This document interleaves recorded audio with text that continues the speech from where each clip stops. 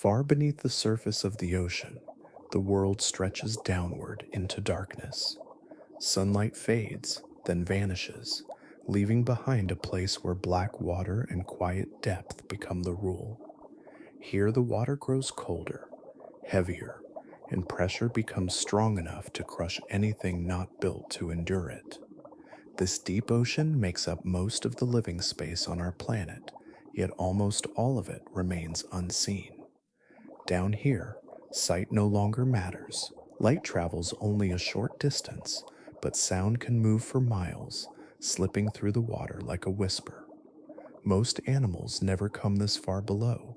Their bodies are not built for the cold, the weight, or the long silence. Humans can only visit for a moment inside careful machines. And yet, something warm-blooded enters this darkness every day. Not by accident, not because it is lost, but because this is where it hunts.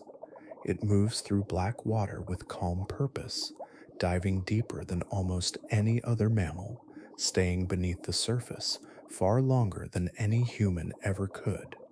It finds living prey where almost nothing else survives, then rises slowly back to the light to breathe before descending again. Scientists know this animal can navigate without sight. They know it sends out powerful sounds that return as detailed maps of the world around it. They know it thrives in a place that should not allow mammals to live at all. But how does an air-breathing mammal survive, where pressure can crush steel? How can sound replace vision with such gentle precision? And what kind of animal chooses this silent world as its hunting ground? Tonight, we are traveling to the farthest reaches of the ocean to follow a hunter that rules the deep, not with sight, but with sound. But before we continue, I would love to know where in the world you're listening from and what the time is there. It is always fascinating to think of these stories being heard across so many different skies. And if these quiet journeys into the deep bring you a sense of calm, please do consider leaving a like and subscribing to the channel. Now, take a slow breath. Let your shoulders relax, and together, let's descend into the dark waters where the sperm whale rules. The ocean often feels endless when seen from the surface, a broad expanse stretching outward until sky and water blur together. Yet its true scale unfolds downward, layer by layer, into depths that change not gradually, but fundamentally. As distance from the surface grows, the ocean begins to behave less like a familiar sea and more like a separate world stacked beneath our own, one where the rules that shape life above slowly loosen their hold. Light is the first guide to disappear. Near the surface, it filters, bends, and scatters, shaping rhythms of day and night that most living things quietly depend on. As depth increases, that glow thins into a dim wash, then slips away entirely. Without light, time loses one of its most ancient markers. There is no sunrise to signal movement, no dusk to call for rest. Life that persists here does so without visual clocks, drifting instead through cycles set by chemistry, pressure, and sound. Pressure itself becomes an ever-present weight, pressing inward from all sides with a patience that never relents. Each descent adds invisible force, altering how matter behaves and how bodies must be built. Spaces collapse that would remain open near the surface. Gases compress, liquids thicken, and soft tissues that thrive in shallower water falter under the squeeze. What feels natural above becomes fragile below, and only forms shaped for constant compression endure. Temperature settles into a narrow, unyielding range. Seasonal warmth cannot reach this far down, and surface storms stir only the uppermost layers. In the depths, cold is not dramatic or sudden. It is steady, ancient, and absolute, slowing chemical reactions and stretching moments into long, quiet intervals. Energy becomes precious here, guarded carefully, spent only when necessary, recycled whenever possible. Food arrives from elsewhere, falling slowly from above like faint snowfall. Tiny fragments of organic matter drift down through the water column, feeding entire communities that never see their source. In this world, abundance is rare and movement is deliberate. Creatures cannot afford excess.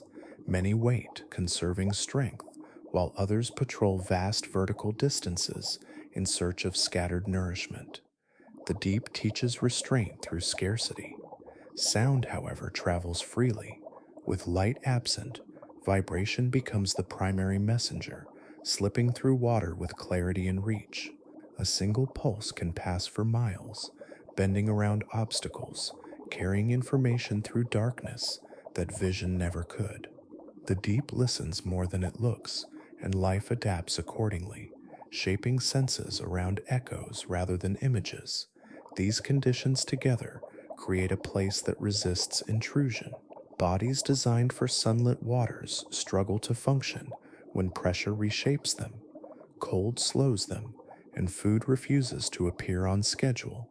Muscles tire quickly, senses misfire, and familiar instincts lose their usefulness. The deep is not hostile by intention, it is simply indifferent, structured by physics that demand specialization and patience. Seen this way, the ocean is less a single environment and more a vertical stack of worlds, each sealed from the next by invisible barriers of pressure, temperature, and light. To pass between them is not merely to travel deeper, but to cross into a realm governed by different expectations of life itself. Long after the surface has vanished above, after light and warmth have faded into memory, there are moments when something large continues to descend. Scientists first realized this not through sight, but through faint signals traveling upward from tags gently attached to moving bodies, devices that whispered depth and time back to distant receivers. These traces sketched paths no human could follow, revealing journeys that slipped far beyond the reach of cameras, submersibles, or divers. The record showed descent after descent into crushing water, deeper than most machines were ever meant to go. Each dive unfolded slowly, measured not in frantic motion, but in steady commitment. As pressure climbed, the signal kept traveling, marking depths that once seemed unreachable for any air-breathing animal. What unsettled researchers was not a single extreme reading, but the consistency. These dives were not rare accidents. They were repeated again and again, part of an ordinary rhythm unfolding far below the waves. Time underwater stretched alongside depth. What began as minutes grew into hours, long intervals where no breath broke the surface. The animals did not rush, they remained below, navigating cold layers and silent expanses with an ease that contrasted sharply with the limits of human lungs. The data showed long plateaus at depth, suggesting periods of searching, movement, and effort unfolding where sunlight never arrives. Even when ascent finally began, it was gradual, controlled, unhurried. For scientists accustomed to mammalian limits, these numbers felt almost unreal. Warm-blooded bodies are expected to rely on frequent breaths, quick returns to air, and cautious dives. Yet here was evidence of extended submersion that surpassed nearly every known benchmark. These were not brief plunges followed by recovery. They were prolonged occupations of depth, sustained by internal systems refined over millions of years. What made the discoveries more striking was how ordinary they seemed within the lives being tracked. The dives fit seamlessly into daily patterns, repeated across days, seasons, and oceans. There was no sign of strain at the surface, no long periods of rest afterward, no visible cost to pay. The animals surfaced, breathed calmly, and soon slipped back down the same invisible corridors. As more records accumulated, patterns emerged, depths varied, durations shifted, but the overall capability remained astonishingly stable. Individuals differed slightly in how far or how long they traveled, yet the extremes alone would have rewritten expectations. Some dives rivaled the operational limits of military submarines. Others extended beyond what engineers believed manageable without life support systems. The shock came not from spectacle, but from quiet contradiction. Long held assumptions about oxygen use, muscle fatigue, and pressure tolerance no longer fit neatly. The whales appeared to rewrite those assumptions simply by existing as they were, their bodies responding to depth with calm efficiency rather than crisis. Scientists found themselves adjusting models, recalculating limits, and accepting that their understanding of mammalian endurance had been incomplete. Each recorded dive became a reminder that vast portions of life unfold outside direct observation. The longest dives ever recorded were not performed for attention or survival in a moment of danger. They were routine passages through a darkened world, traced only by faint signals rising slowly toward the surface. In that steady descent and return, the ocean quietly revealed that its deepest paths were already well traveled, even if only a few have ever learned how to follow them. As the deep settles into full darkness, sound becomes the dominant presence, shaping space in ways light never could. For sperm whales, this invisible medium is not background noise, but structure itself, a living map formed from pressure waves and returning echoes. Where eyes offer little guidance, sound stretches outward, touching distant water and returning with quiet detail, describing a world that cannot be seen but can be known. Each click begins deep within the whale's massive head, formed by tissues arranged not for vision but for resonance. The sound is released forward, compressed and focused, traveling as a tight pulse through the water. When it meets an object, a moving body, a shifting surface, or the faint outline of prey, it reflects back, carrying information within its delay and distortion. Distance, size, and texture all arrive encoded in that returning signal, assembled by the brain into something precise and immediate. The intensity of these clicks surpasses anything produced by another animal. Measured near the source, they rank among the loudest biological sounds ever recorded. This power is not wasted energy. In the deep, where water absorbs little and transmits far, strength ensures reach. A single pulse can cross vast stretches of emptiness, probing for life scattered thinly across the darkness. The deeper the whale travels, the more crucial that reach becomes. Unlike animals that rely on bursts of sound only when necessary, sperm whales produce rhythmic sequences, steady and deliberate. Each click follows the last with controlled timing, forming a pulse train that continuously updates their understanding of the space ahead. The sound does not fade into silence between emissions. Instead, the water remains alive with overlapping echoes, a shifting acoustic landscape that guides movement moment by moment. Other ocean creatures use sound as well, yet none approach this combination of volume, focus, and repetition. Dolphins click rapidly but remain closer to the surface, where light and sound share the work of navigation. Baleen whales produce long, low calls meant to travel across oceans, useful for communication but not for fine-scale hunting. Sharks and most fish depend heavily on vision, senses tuned to light that vanishes quickly with depth. The sperm whale alone carries a system built to replace sight entirely. This dominance arises from both anatomy and purpose. The head of a sperm whale houses complex structures filled with specialized oils and tissues that shape sound with extraordinary efficiency. These components act like lenses and mirrors, concentrating energy forward while protecting the rest of the body from its force. Each click is aimed, intentional, and measured, not a shout into the void, but a directed inquiry answered by the deep itself. What makes this ability unmatched is not just loudness, but control. The whales adjust their clicks subtly as they move, changing rhythm and intensity as conditions shift. Near prey, the tempo quickens, information refreshed rapidly as distance closes. In open water, the pulse is slow, stretching outward to scan the dark for the faintest response. Within this acoustic world, silence does not exist.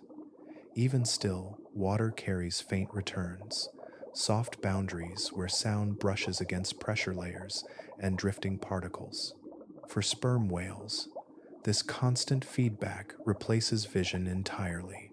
They do not search the dark so much as listen to it, navigating by echoes that paint their surroundings with precision. In the absence of light, sound becomes sight, and no other animal has mastered it so completely. At hunting depth, darkness is complete, not a shade or a shadow, but an absence that never lifts. In this space, movement still exists, quiet and deliberate, bodies drifting or pulsing through cold water. For a sperm whale, hunting here does not begin with searching for shapes. It begins with listening for change, the smallest interruption in an otherwise uniform field of sound. As the whale moves forward, each click sent into the water returns altered by motion. A drifting particle comes back soft and diffuse. A living body responds differently, its outline shifting between pulses, its position subtly changing as muscle and mantle adjust. These variations arrive not as images, but as timing, intensity, and texture, layered together into a sense of direction and speed. The whale does not see prey. It tracks movement as a pattern unfolding in sound. The deep ocean favors this method. Light fails quickly with depth, scattered and absorbed until nothing remains. Sound, by contrast, travels cleanly and far. Cold, dense water carries vibrations efficiently, preserving detail over distance. Where sight would offer only uncertainty, echoes provide clarity, unaffected by darkness, unaffected by pressure. In this environment, echolocation does not supplement vision, it replaces it entirely. As a hunt progresses, precision becomes more important than reach. The whale adjusts its rhythm, sending clicks more rapidly as distance closes. Each return sharpens the picture, narrowing uncertainty with every pulse. The space between hunter and prey shrinks, measured not in meters but in milliseconds.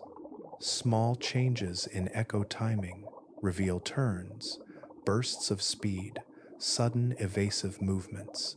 Nothing remains hidden once it moves. Prey in the deep relies on stillness for safety. Many species freeze when threatened, hoping silence will erase them from notice. This strategy works against eyes, which struggle to distinguish shapes in darkness. It fails against sound. Even the faint shift of a fin or tentacle produces a response, a ripple that returns to the hunter. In a world where motion is costly, stillness becomes visible through its interruption. The final moments of a hunt unfold quietly. There is no chase in the traditional sense, no frantic acceleration. The whale closes in with measured control, guided by continuous feedback rather than sudden sight. Precision replaces speed. The strike itself is rarely observed, lost to the depth, but the pattern leading to it is steady and deliberate, shaped by countless hunts repeated over a lifetime.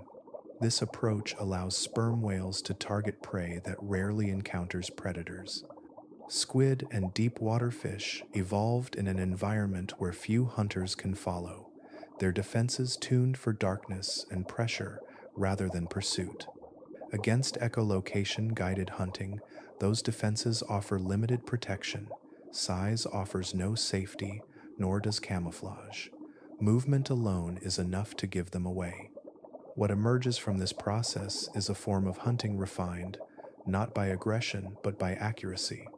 Energy is conserved, mistakes are minimized, and success depends on reading the water with careful attention.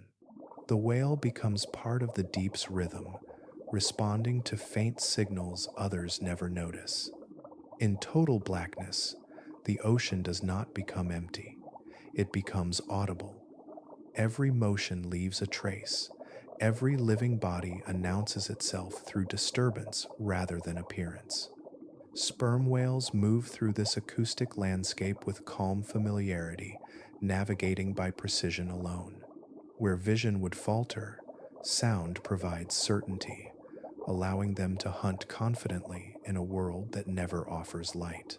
Far below the last trace of surface influence, the deep holds forms of life shaped by isolation and pressure rather than light. In this realm, bodies stretch and soften, trading rigid structure for flexibility, drifting in water that rarely changes. Among these residents are squid of unusual scale, animals whose proportions feel out of place until the environment around them is understood. In darkness, size becomes an advantage. A larger body loses heat more slowly in near freezing water, conserving energy where warmth is scarce. Long limbs extend reach without demanding constant movement, allowing prey to be detected and captured with minimal effort. Growth here is not rushed. It unfolds gradually, supported by long lifespans and slow metabolisms tuned to scarcity rather than abundance. Without sunlight, camouflage loses meaning. Transparency, deep reds, and muted tones replace bright color, making bodies blend into darkness rather than shadows. Squid grow into this environment with forms that favor patience. Their muscles are powerful but sparingly used, coiled until needed, then released in brief, efficient bursts. Everything about them reflects a world where effort must be measured carefully. Food drifts through the deep unpredictably, carried downward from above or moving laterally with unseen currents. For squid, growing large increases the chance of intercepting these rare opportunities. A wider reach, a larger mantle, and longer arms all increase contact with passing life. Size becomes a quiet net spread through black water, catching what chance delivers. It is here that sperm whales descend, following gradients not of temperature or light, but of biological density. Their dives bring them into layers, where squid linger, suspended between slow growth and constant hunger. The connection between whale and squid is not accidental. It is written into the architecture of the deep, where few predators can reach and few prey can escape once noticed.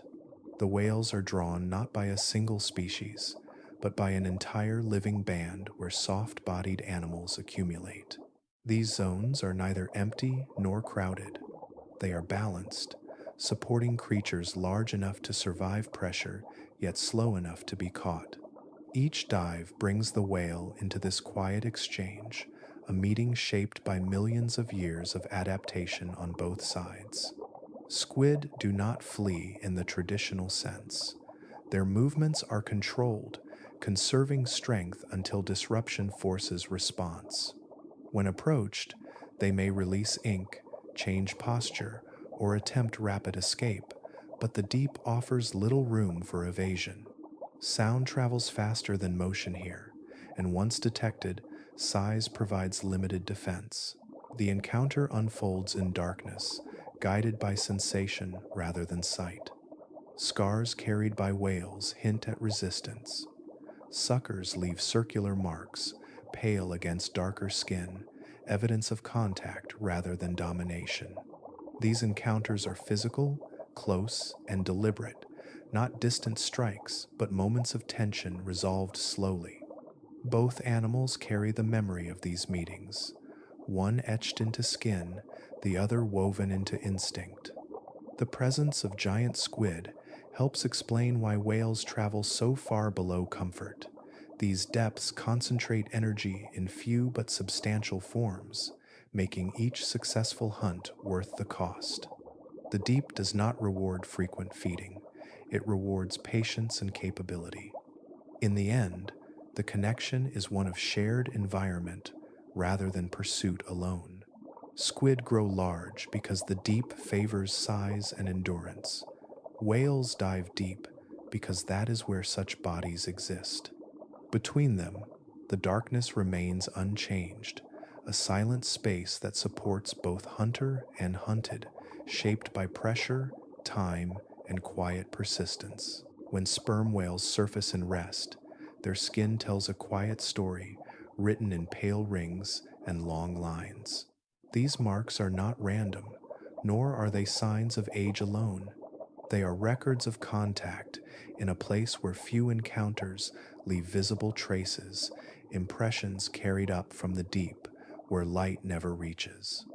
The most striking of these marks appear as circular patterns pressed into the skin, often clustered along the head and flanks. Each ring matches the shape of a sucker, evidence of arms that once reached out in darkness. Unlike injuries caused by rivals or the scrape of ice, these impressions follow a consistent geometry, evenly spaced and unmistakably deliberate. They speak of close contact rather than distant pursuit. These scars form slowly over time.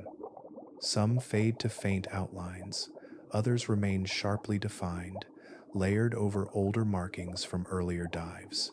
Together they suggest repetition, not a single struggle but many encounters spread across years. The whales do not emerge damaged or weakened. Instead, they carry these marks calmly, as if they are simply another part of their living history. What fought back in these depths is not armored or tooth-lined. It relies on grip rather than force, on contact rather than speed. Giant squid meet predators directly, wrapping arms around intruding bodies, using suction and resistance to delay rather than overpower. In the deep, even hesitation can change the outcome, and these moments of contact leave their signature behind. The battles themselves are not chaotic.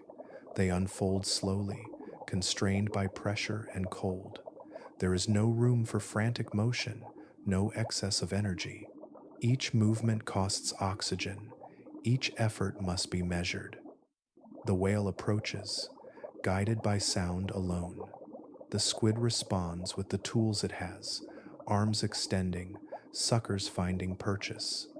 The exchange is physical, quiet, and resolved without witnesses. The placement of scars reveals where these encounters occur. Marks cluster in areas that would press closest during capture, along the head where sound is focused, and along the body where arms might coil. They rarely appear on the tail, suggesting the struggle happens at close quarters rather than during pursuit. This detail hints at a hunting style built on proximity and control, not speed. Over time, these scars also reveal survival. Whales bearing the heaviest markings continue to dive, feed, and thrive. Their skin heals, thick and resilient, adapted to pressure and abrasion. The scars do not accumulate unchecked. They fade, overlap, and soften, blending into the natural texture of the body. What remains is not damage, but memory.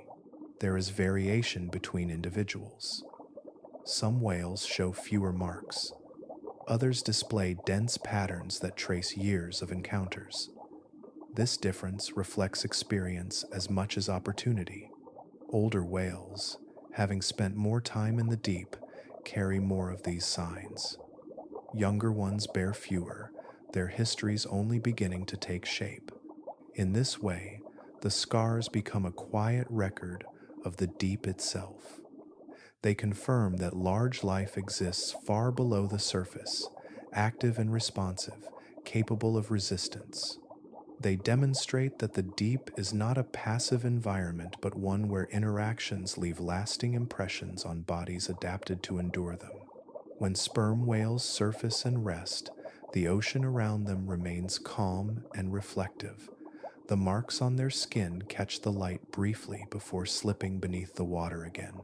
Below, the same darkness waits, unchanged, holding the encounters that will one day add new lines to those already written. As depth increases, pressure becomes the most constant presence of all, silent and absolute. It presses inward from every direction, not as a sudden force, but as a steady accumulation, layer upon layer of water bearing down without pause. In this environment, the human body reveals its fragility quickly, not through drama but through quiet mechanical failure. Human lungs rely on air-filled spaces to function. As pressure rises, those spaces compress, shrinking with each additional meter of depth. Breath becomes thinner, then unstable, and finally impossible without artificial support. Blood, designed to circulate gases efficiently at the surface, struggles as dissolved nitrogen and oxygen behave differently under compression.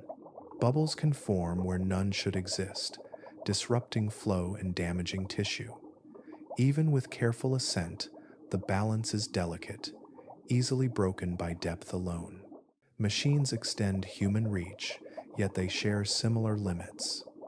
Submersibles require rigid shells to resist collapse, thick metal barriers that grow heavier and more complex as depth increases.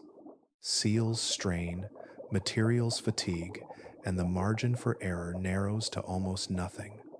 At extreme depths, even slight imperfections can lead to failure, the structure yielding to pressure that never relents. The ocean does not rush this process, it simply waits.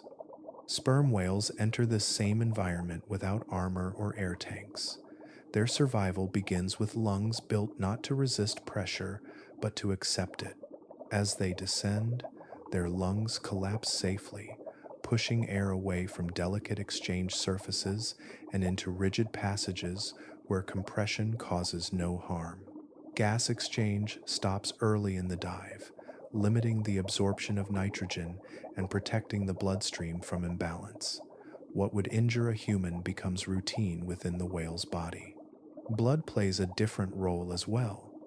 Rich in oxygen-storing molecules, it carries reserves far beyond what most mammals can hold. During descent, circulation shifts, directing oxygen toward the brain and heart, while reducing flow to less critical tissues. Heart rate slows, conserving energy and stretching each breath taken at the surface across long intervals below. The body moves into a controlled, efficient state where nothing is wasted. Pressure affects not only breathing but structure. Flexible rib cages allow the chest to compress without damage, bending inward rather than resisting. Soft tissues adapt to shape changes, maintaining integrity under forces that would fracture rigid forms. There is no struggle against the environment, only adjustment to it. The whale becomes temporarily shaped by the deep itself. Where machines isolate themselves from pressure, whales integrate with it. Metal hulls must remain unchanged to survive. Living bodies can transform. This difference defines who can follow the deep paths and who must remain above. For humans, depth requires constant intervention and monitoring. For whales, it requires trust in systems refined over evolutionary time. As depth increases further, the silence thickens. Pressure muffles turbulence, dampens motion, and steadies the water. In this stillness, whales continue downward, unconcerned by forces that would overwhelm mechanical joints and seals. Their bodies respond automatically, chemistry and anatomy aligned with conditions far removed from the surface.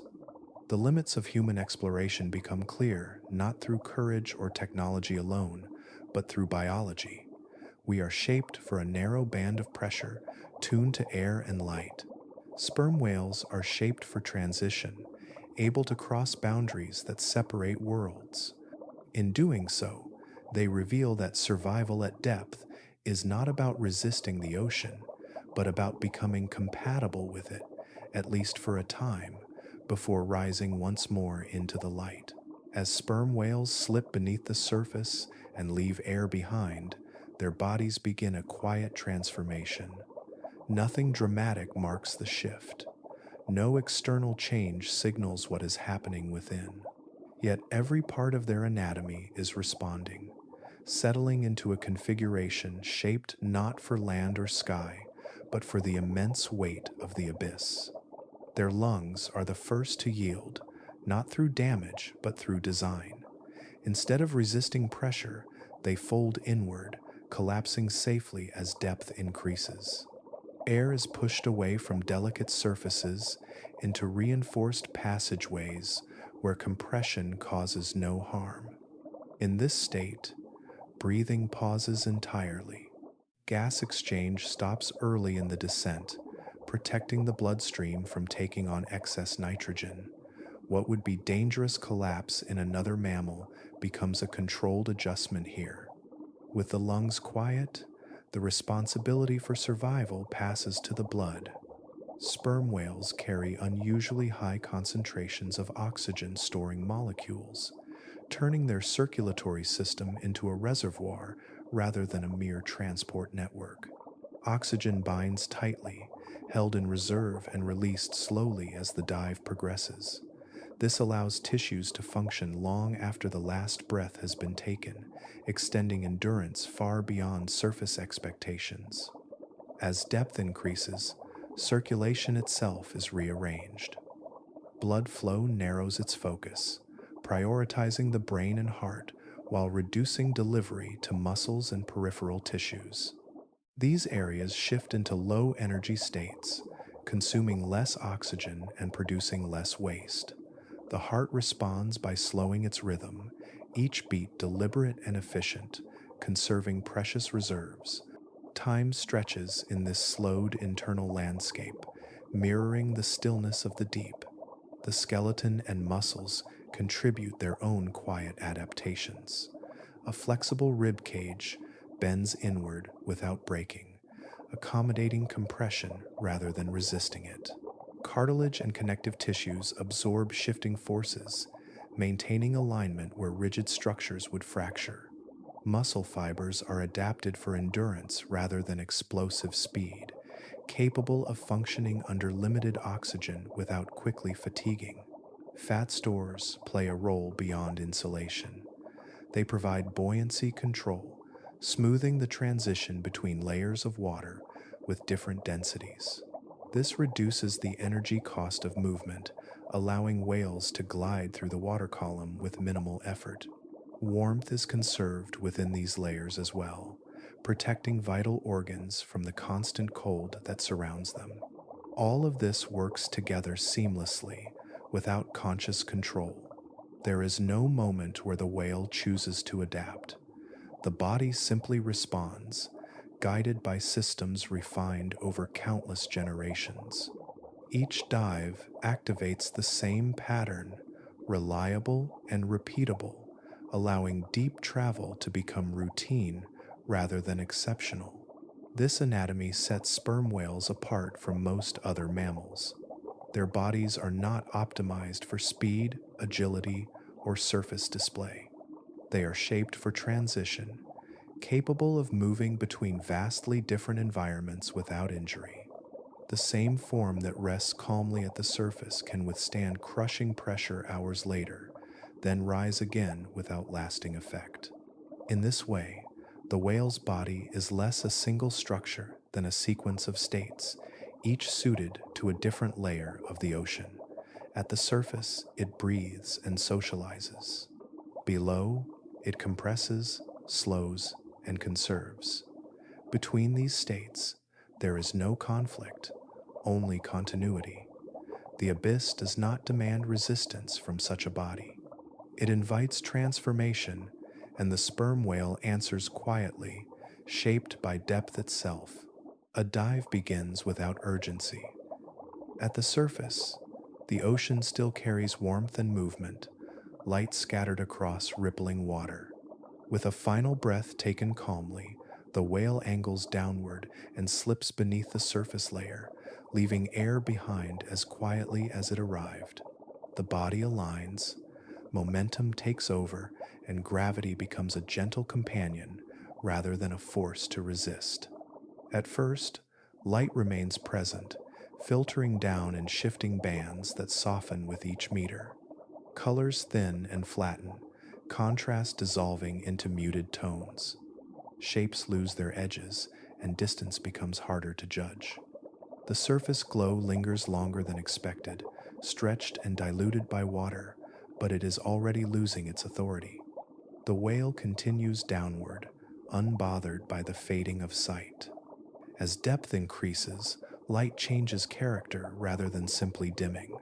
Blues persist while warmer wavelengths disappear, leaving the water tinted and subdued. Reflections vanish. The environment grows uniform, no longer shaped by shadows or highlights. Eventually, even this filtered glow thins to nothing. Darkness does not arrive suddenly.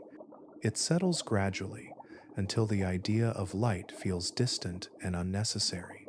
Temperature follows a similar pattern. Near the surface, warmth fluctuates with weather and sun. As the whale sinks, that variability fades. Water cools steadily, each layer slightly colder than the last. The change is not sharp but persistent, sliding toward a stable cold that resists further variation. Muscles respond automatically, conserving energy as the surrounding environment draws heat away. Sound becomes more prominent as vision recedes. The ocean feels denser, quieter, yet filled with faint vibrations traveling unseen. Pressure increases with steady certainty, reshaping the water itself. Movement slows, not from resistance, but from intention. The whale shifts into a controlled descent, body angled and fins adjusted to minimize effort. Falling replaces swimming, allowing gravity to do the work. As the dive continues, the whale passes through boundaries, invisible but significant. Water density shifts subtly, creating layers that feel different without being seen. These transitions affect buoyancy, encouraging long, effortless glides. The body responds with minor adjustments, refined by experience, maintaining balance without conscious thought. Deeper still, the ocean settles into constancy. Temperature stabilizes, cold becoming uniform and unchanging. Darkness is complete, not heavy or oppressive, simply present. The descent slows further, not because of fatigue, but because the destination is approaching. This phase is measured and deliberate, guided by internal rhythm rather than external cues. Throughout the dive, nothing feels rushed. Each stage unfolds with patience, shaped by depth rather than time. The whale exists within a vertical journey where surface and abyss are connected by gradual change instead of sudden transition. Above, waves continue to break and reform. Below, the water remains calm, dense, and quiet. At hunting depth, the descent resolves into horizontal movement. Sinking gives way to forward motion, and the dive becomes something else entirely. Light and warmth are now memories, held only within the body. The whale moves through an environment stripped to its essentials, cold, dark, and pressure-bound, navigating by means refined for this moment alone. When the whale eventually turns upward, the sequence will reverse just as smoothly.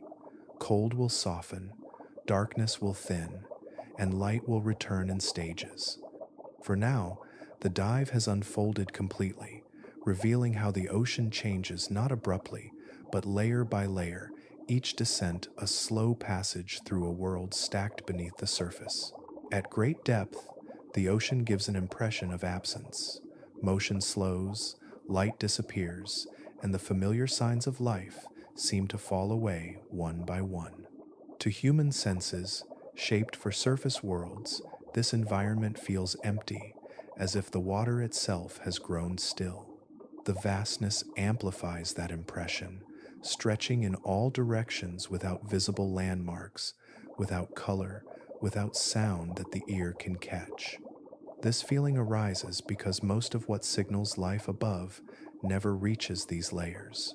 Waves lose their energy far overhead, wind leaves no trace. Sunlight, once scattered and refracted, fades completely. Even temperature settles into an unchanging calm. Without movement or variation that can be easily perceived, the mind interprets steadiness as nothingness. The deep seems silent because its language does not belong to sight. Yet life persists within this quiet. Bodies drift slowly, conserving energy. Muscles move only when necessary. Chemical reactions continue at measured pace, sustaining growth, repair, and awareness.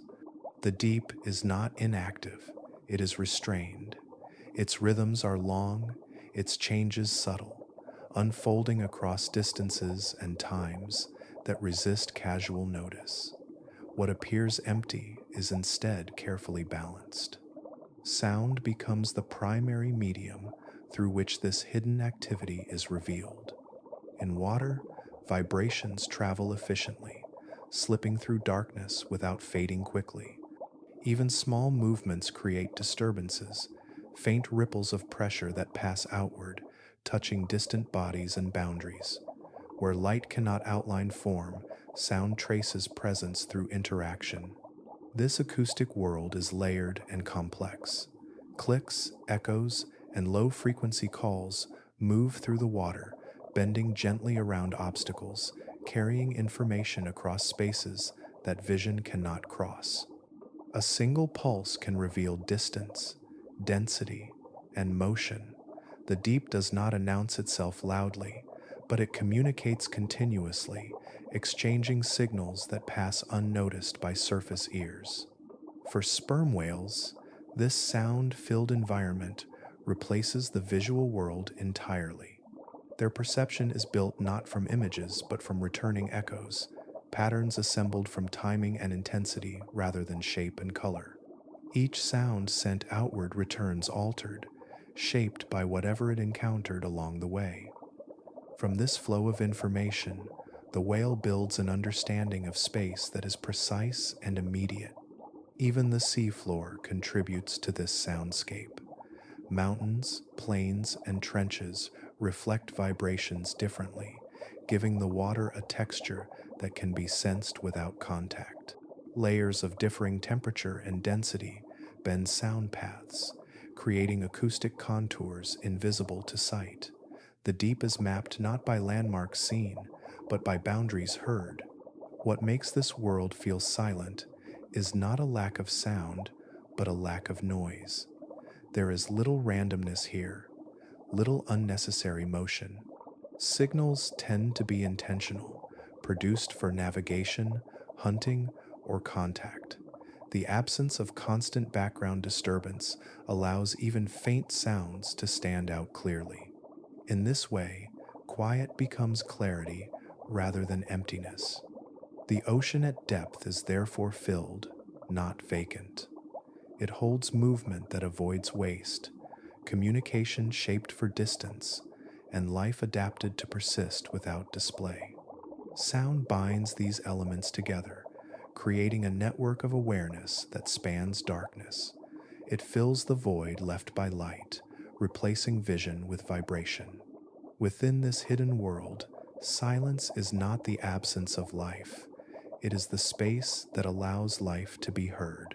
As sperm whales move through the deep, there are no landmarks in the familiar sense, no ridges outlined by light, no horizon to fix direction. Yet their movement is not random, nor is it guided by chance. Each descent follows pathways shaped by internal knowledge, layered over time and reinforced with experience. Orientation here arises from memory rather than sight. Memory for these whales is not a static record, but a living framework. Repeated dives trace the same vertical corridors through the water, turning vast distances into familiar routes. Depths, temperatures, and acoustic textures become associated with outcomes, successful hunts, safe passages, reliable returns. Over years, these associations form a durable internal reference, allowing the whale to recognize where it is without ever seeing the space around it. This memory extends beyond a single lifetime. Young whales travel alongside older individuals, absorbing patterns through shared movement rather than instruction. Routes are learned by following, by repetition, by being carried through the same layers again and again. The ocean becomes known through motion, each journey reinforcing an invisible map stored within the mind. Alongside memory, a quieter guide is always present. The Earth itself provides a subtle signal, a magnetic framework that stretches through land and sea alike. Variations in this field create a global pattern, faint but consistent, detectable by animals tuned to it. As whales move through different regions and depths, this background signal shifts gently, offering directional context even in total darkness. This magnetic awareness does not function like a compass held in the hand. It is not consulted consciously. Instead, it blends seamlessly with other sensations, offering a steady sense of alignment. Combined with memory, it allows the whale to recognize broad position, to know whether it is moving toward familiar feeding grounds or drifting away from known space. Sound weaves these elements together. Every click sent into the water returns carrying information about surroundings, but also about location. Seafloor contours, water layers, and distant structures create unique acoustic signatures. Over time, these soundscapes become recognizable, just as landscapes are to surface animals. A slight change in echo texture can signal a different valley, a rise in terrain, a boundary between layers. Through this combination, the ocean transforms into a mental map, not a flat image, but a layered structure of remembered depths, magnetic context, and acoustic landmarks. The map updates continuously, refreshed with each dive, refined by success and adjusted after change. It exists entirely within the whale, independent of light or external markers. This ability allows movement across enormous distances without disorientation. Whales return to the same regions season after season, tracing paths that connect feeding grounds, resting areas, and social spaces. Even after long absences, these routes remain accessible, recalled through internal alignment rather than visual recognition. There is no single system at work here. Memory, magnetism, and sound overlap, supporting one another. If one signal weakens, others remain. Together they create resilience, ensuring orientation in a world that offers little external guidance. This layered navigation reflects the environment itself, complex, subtle, and deeply interconnected. In the deep, knowing where you are does not depend on seeing. It depends on remembering movement, sensing the planet beneath the water, and listening to space itself. For sperm whales, these abilities turn an otherwise featureless expanse into a navigable world, shaped not by sight, but by knowledge carried quietly within. Life in the deep may appear solitary, shaped by vast distances and darkness, yet sperm whales carry their society with them wherever they travel. Beneath the surface, beyond the reach of light, families move together in loose formations, bound not by sight, but by sound, memory, and time spent side by side. These groups are not temporary gatherings. They are enduring clans, formed through relationships that last decades. Within each clan, individuals recognize one another through vocal patterns that function like names. Click sequences differ subtly from group to group, creating acoustic signatures passed down through generations. In darkness, these shared sounds maintain cohesion, allowing members to locate and identify one another across wide expanses of water. Distance does not dissolve the bond, sound holds it in place. At the center of these clans are matriarchs, older females, whose presence shapes the group's movement and behavior. Their value is not measured in strength or size, but in experience. Years spent navigating the deep have refined their internal maps, their understanding of feeding grounds, migration routes, and seasonal patterns. Younger whales align themselves with this knowledge instinctively, following without instruction. The matriarch does not lead through command. Her role emerges naturally through trust and familiarity. Others remain close, mirroring her movements and timing their dives alongside hers. When conditions shift or resources change, her responses guide the group, informed by memories reaching far back into her own early life. In this way, accumulated experience becomes a shared asset, quietly shaping survival. Calves are born into this structure and remain within it for many years. Early dives are shallow and cautious, guided by proximity rather than independence. As calves grow, they accompany older relatives into deeper water, gradually expanding their range. Skills are not taught directly, they are absorbed through presence, repetition, and observation, woven into daily life rather than formal lessons. These bonds extend far beyond childhood. Female sperm whales often remain with their natal group for life, creating stable communities that persist across generations.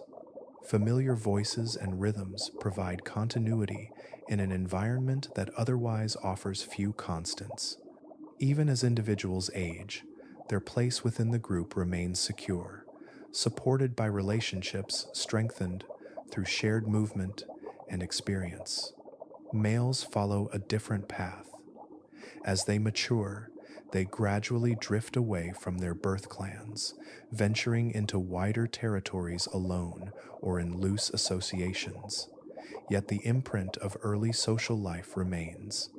The sounds learned in youth, the patterns absorbed during those first years, continue to shape behavior long after separation. The clan leaves its mark even in absence. In the darkness, these social structures provide more than companionship. They offer protection, shared awareness, and collective memory. When resting near the surface or drifting at depth, whales maintain contact through gentle vocal exchanges, subtle and constant. Silence never fully takes hold within a group. There is always a thread of connection moving through the water. Living together in the deep requires patience and restraint. Movements are coordinated, spacing adjusted to maintain acoustic clarity. Each individual becomes attuned to the presence of others, aware of subtle shifts in position and rhythm.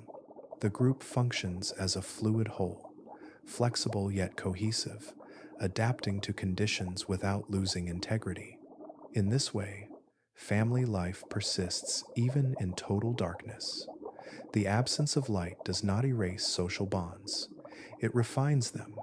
Through sound, memory, and shared history, sperm whale clans carry their relationships into places where little else endures, proving that connection can thrive even in the deepest parts of the ocean. A young sperm whale does not enter the deep suddenly or alone. Its first experiences unfold close to the surface, where light still moves through water and distance feels manageable. Here, learning begins quietly, guided by proximity rather than instruction. The calf stays near older bodies, absorbing patterns of movement, timing, and sound through constant exposure rather than deliberate teaching. Echolocation develops gradually. Early clicks are irregular and soft, lacking the focus and power of adult signals. These initial sounds are exploratory rather than precise, pulses sent outward and received without clear interpretation. Over time, repetition shapes ability. The calf begins to recognize the relationship between a click and its return, the subtle delay that hints at distance, the faint distortion that suggests motion. Each attempt adds texture to an internal understanding that cannot be rushed. Older whales provide a living framework for this learning. Their steady rhythms set the acoustic environment, filling the water with familiar patterns. Calves listen as much as they vocalize, surrounded by a continuous soundscape shaped by experienced navigators. Through this immersion, echolocation becomes less an isolated skill and more a shared language learned by being present within it. Training dives begin shallow. Descents are brief and carefully timed, rarely straying far from the surface. These early dives introduce pressure, darkness, and cooling water in measured doses. The calf follows closely, matching angles and speeds, learning how the body feels as air gives way to compression. With each return to the surface, confidence builds quietly, anchored in success rather than endurance. As strength grows, depth increases incrementally. What was once unfamiliar becomes routine.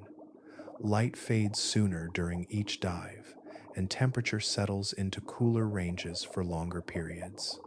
The calf learns how to move efficiently, when to glide rather than swim, how to conserve energy by aligning with gravity instead of resisting it. These lessons are felt rather than explained, carried in muscle memory and instinct. Safety is woven into every stage. Young whales are rarely isolated during training dives. Multiple adults remain nearby, their presence forming a protective field of awareness. Sound maintains connection even when bodies drift apart, allowing quick responses if a calf lags or surfaces early. The group adjusts subtly, slowing descent or shortening depth to accommodate learning without stress. Mistakes are absorbed into the process. A misjudged movement, a moment of confusion in darkness, is corrected through repetition rather than correction. The deep offers no sudden punishment, only feedback delivered through sensation and sound. Calves learn to recognize their limits by approaching them gradually, retreating before strain becomes danger. Over years, these early lessons accumulate. Echolocation sharpens, dives lengthen, and the once shallow journeys stretch downward into familiar corridors. The calf begins to anticipate changes in pressure and temperature, sensing transitions before they fully arrive. What began as guided exploration becomes personal capability, shaped by countless small adjustments. By the time a young whale is ready to descend fully into the deep, the process feels natural rather than daunting. The ocean has been introduced in layers, each one mastered before the next appears. Skills developed through patience, proximity, and shared experience prepare the whale not just to survive below, but to move through darkness with confidence. Teaching in the deep is never hurried.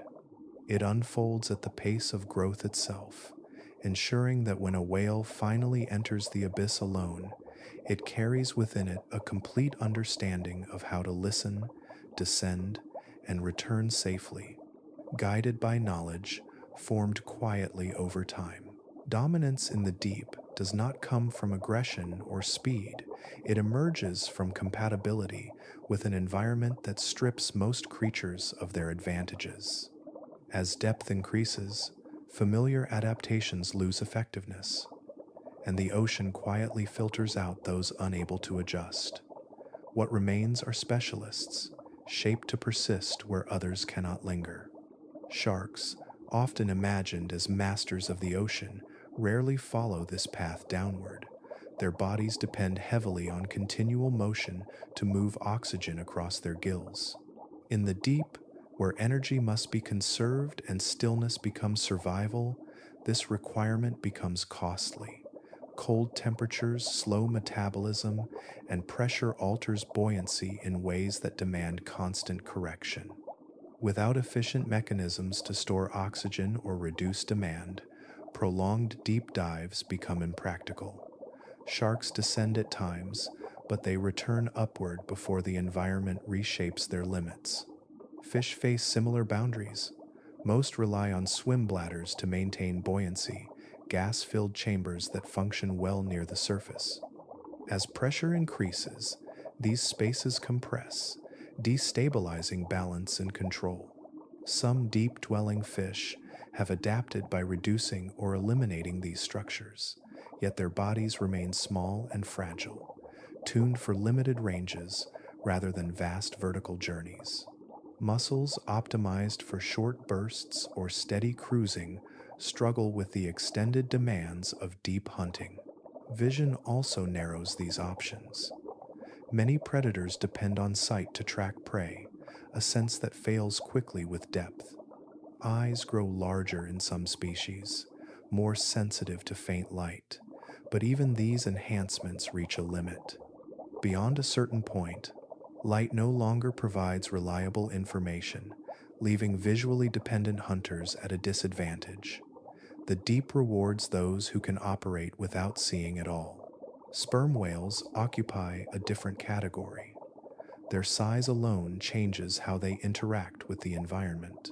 Large bodies lose heat more slowly, retain momentum during long glides, and store more oxygen and energy within tissues.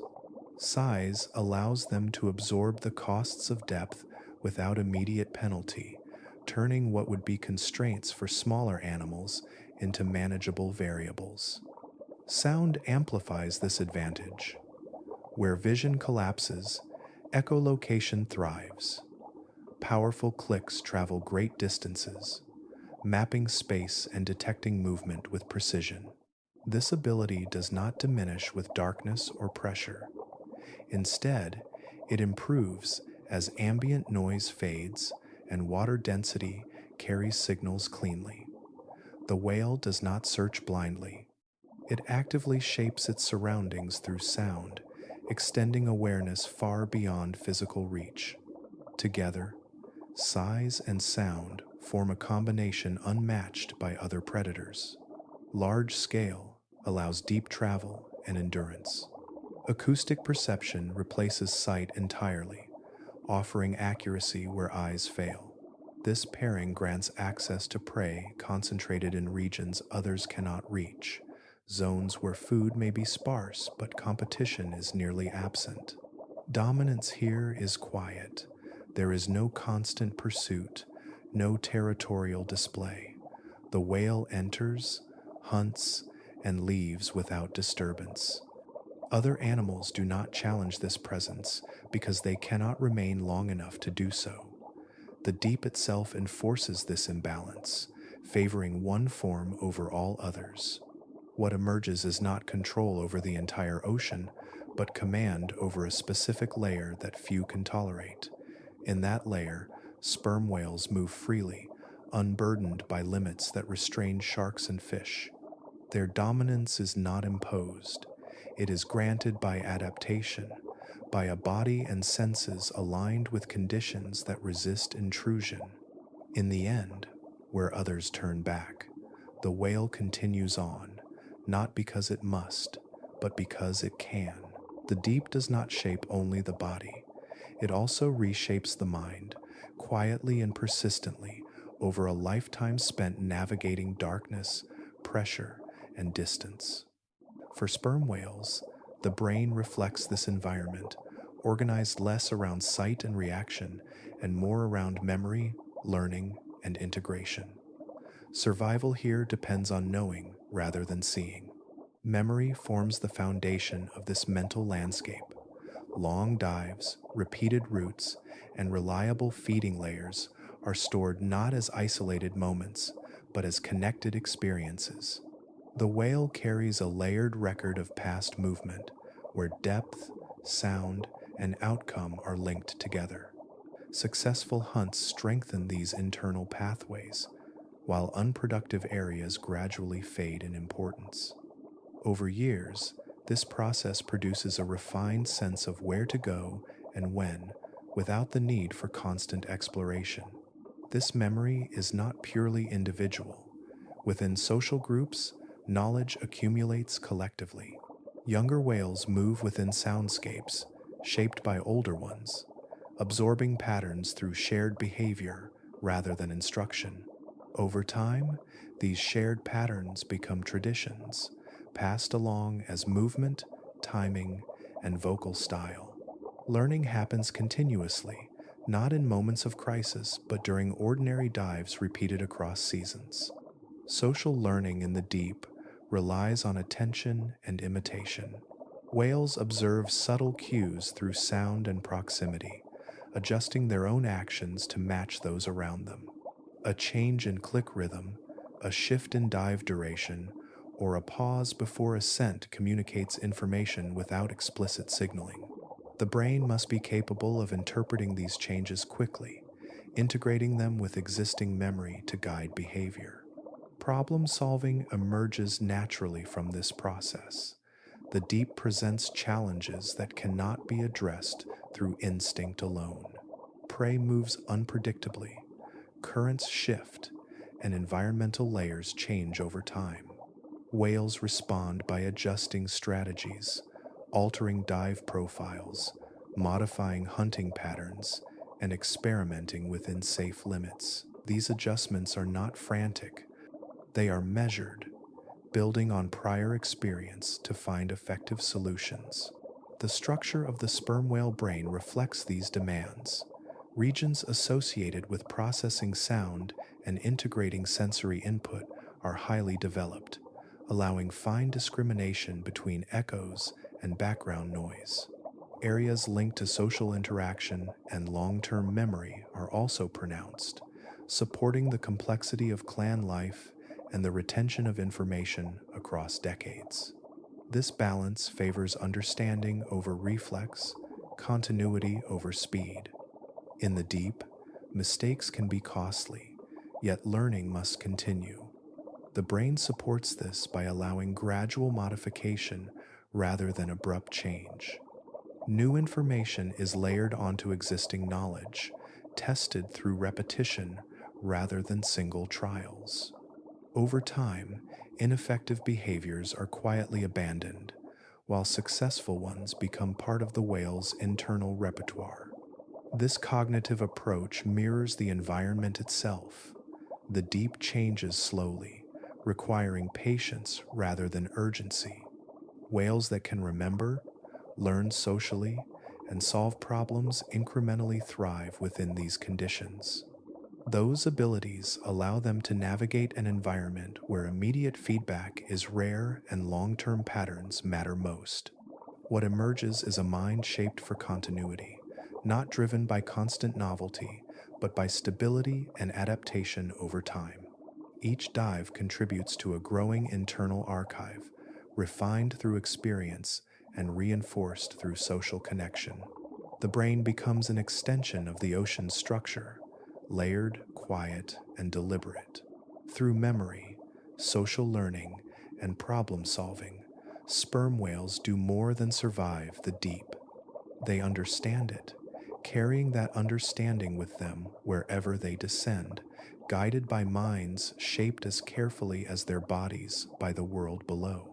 Between descents into darkness, sperm whales return to a gentler state, one shaped not by pursuit or pressure, but by recovery and calm. After long hours spent deep below, they rise slowly toward the surface, following a path already familiar. The ocean lightens gradually, temperature softens, and the body transitions back into an easier rhythm. Breathing resumes without urgency, each inhale unhurried, restoring balance after extended silence. At the surface, whales often rest in still formations, bodies aligned almost vertically, heads near the air, and tails sinking downward. This posture allows breathing with minimal movement, conserving energy while maintaining awareness of the surroundings. Waves lift and lower them gently, a slow motion that requires no effort to follow. Muscles relax into buoyancy, supported by the water rather than actively shaping it. These moments are not idle. Physiology adjusts quietly as oxygen levels replenish and circulation redistributes. The heart returns to a steady pace, suited for warmth and light. Metabolic byproducts accumulated during deep dives are gradually cleared. Recovery unfolds invisibly, guided by systems designed for repetition, readying the body for future descents without strain. Drifting occupies much of this time. Rather than swimming actively, whales allow currents to carry them, moving with the water instead of through it. This drifting reduces energy expenditure while maintaining position within familiar regions. The ocean becomes a slow conveyor, guiding bodies across distance without intention. In this state, movement continues, but effort fades into the background. Sound remains present, but subdued. Clicks soften, spacing widens, and vocal exchanges grow less frequent. Communication persists in gentle forms, enough to maintain contact without interrupting rest. The acoustic world that dominates the hunt quiets into something closer to background hum, allowing the nervous system to settle. For social groups, these surface intervals reinforce connection. Whales remain within easy acoustic range, adjusting spacing through subtle shifts. Calves stay close to adults, matching posture and pace. There is no need for coordination beyond proximity.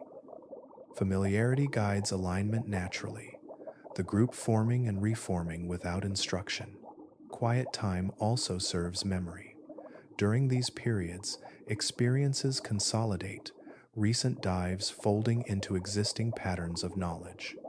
The brain processes outcomes without conscious effort, reinforcing successful routes and refining timing.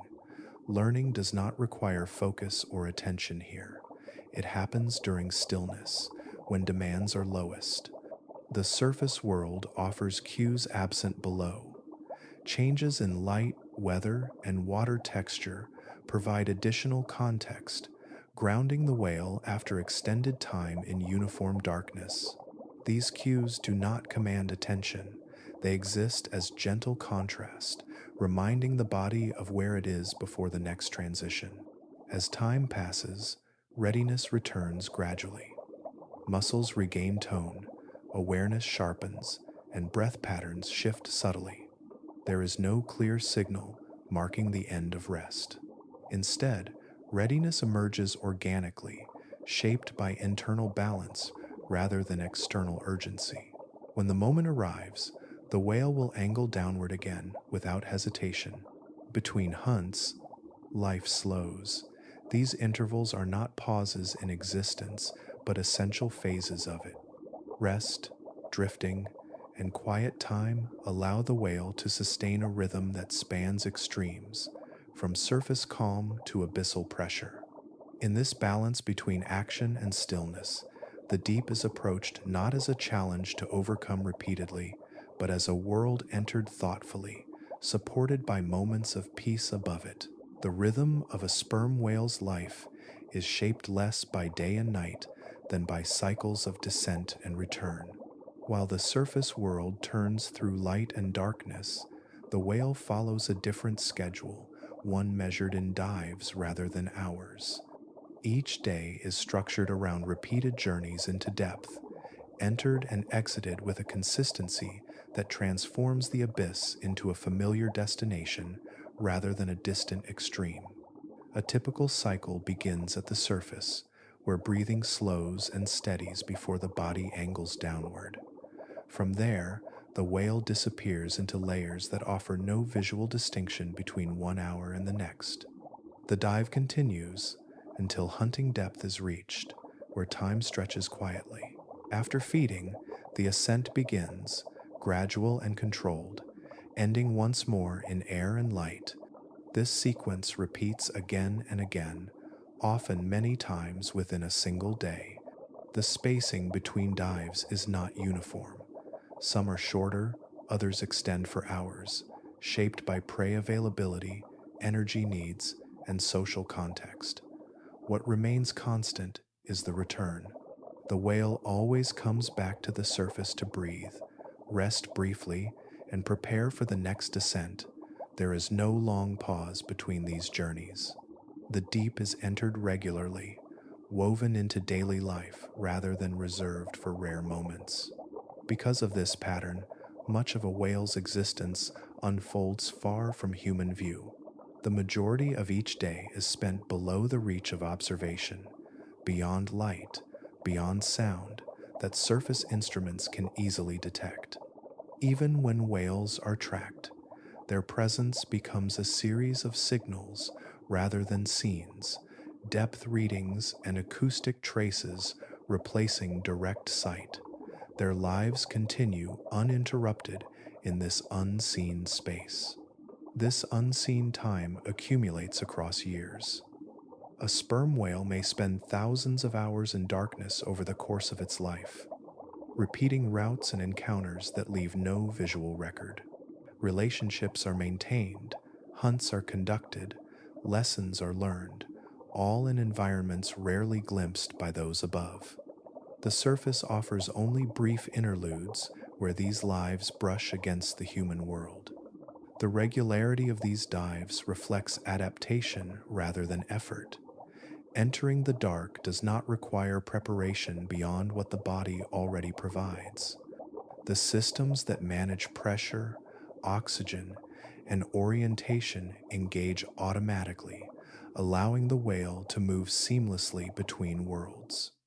What feels extreme to humans becomes routine through repetition. This routine blurs the boundary between surface and depth. Neither is treated as the primary environment. Both are essential, connected by constant movement. The whale does not linger above longer than needed, nor does it remain below beyond its capacity.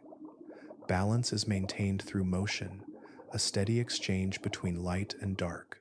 As days pass, this pattern continues without interruption. Weather shifts, seasons change, and the surface world grows loud or calm, yet the cycle holds. The deep remains available regardless of surface conditions, offering consistency where variability reigns above. For the whale, this reliability shapes preference, drawing it downward again and again. Because so much time is spent below, our understanding remains incomplete. What we know comes from fragments, brief recordings, and indirect measures. The greater portion of the whale's life flows beyond observation, carried out in silence and darkness. Each return to the surface hints at a much longer journey just completed. In this way, entering the dark is not an occasional venture. It is the foundation of daily life, repeated so often that it defines existence itself. The unseen becomes ordinary, and the deep becomes home through constant return. As a sperm whale descends, the management of air begins long before oxygen becomes scarce. The change is subtle, unfolding within the body rather than announcing itself through behavior. Almost immediately, the heart begins to slow. Beats that were steady at the surface stretch farther apart, each contraction measured and deliberate. This slowing does not signal weakness. It signals control, a deliberate shift into a mode where time is expanded and resources are protected. A slower heart reduces oxygen demand across the entire body. Muscles that are not actively engaged receive less blood, easing their need for constant supply. The brain and heart remain prioritized, supported by steady circulation even as overall flow diminishes. This redistribution is not abrupt. It unfolds smoothly, allowing the body to settle into a balanced state suited for long submersion rather than rapid movement. Blood flow control plays a central role in this process. Vessels narrow in less critical regions, directing oxygen-rich blood toward organs that must remain alert and responsive. Peripheral tissues enter a low-activity state, relying on stored energy rather than fresh supply. This strategic limitation prevents waste, ensuring that oxygen is spent only where it contributes directly to survival. The body becomes selective, using precision instead of abundance. Within the blood itself, oxygen is held tightly. Specialized molecules bind it efficiently, releasing it gradually rather than all at once. This allows the whale to draw from internal reserves steadily over time, avoiding sudden depletion. Even as minutes stretch into hours, tissues continue to function without distress, supported by a supply system tuned for endurance rather than speed. Energy conservation extends beyond circulation. Movement slows as the whale transitions from active swimming to controlled descent and gliding. Gravity assists rather than being resisted, allowing depth to be gained without muscular effort. Fins adjust angle subtly, maintaining stability while reducing drag. Each choice minimizes energy loss, preserving oxygen for moments when action is unavoidable. This conservation shapes behavior throughout the dive. The whale does not chase prey recklessly or waste motion on unnecessary adjustments. Hunting unfolds with precision, guided by sound and memory rather than sudden bursts of speed. Every movement carries purpose, refined through repetition across countless dives. The body remains calm, never approaching the frantic consumption of oxygen that marks stress in other animals. As depth increases, this internal stillness deepens. The cold supports it, slowing chemical processes and reinforcing the reduced metabolic pace. The whale becomes part of the surrounding environment, matching its steadiness rather than opposing it. Oxygen lasts not because it is abundant, but because it is carefully guarded. When the ascent finally begins, the process reverses gradually. The heart accelerates slightly, circulation expands, and tissues awaken from their low energy state. The return to the surface is never rushed. The body remains within controlled limits, ensuring balance as pressure decreases and breathing resumes. Avoiding the loss of air is not a single trick or adaptation. It is an integrated system where heart rate, blood flow, and energy use work together seamlessly.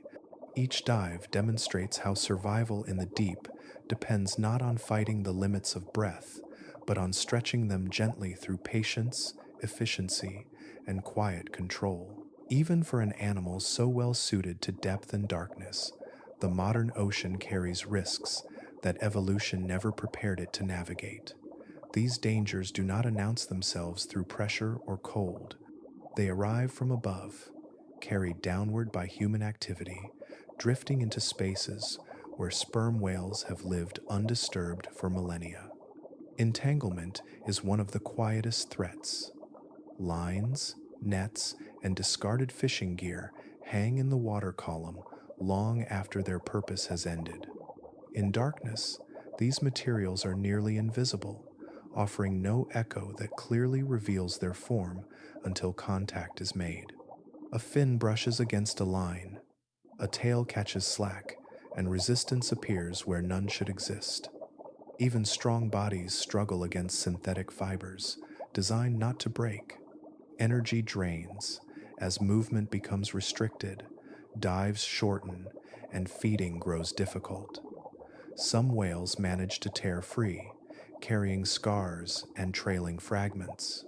Others are less fortunate, their strength slowly exhausted by a material that does not belong in the deep.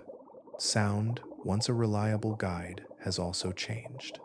The ocean that carried clean echoes for millions of years now vibrates with unfamiliar noise.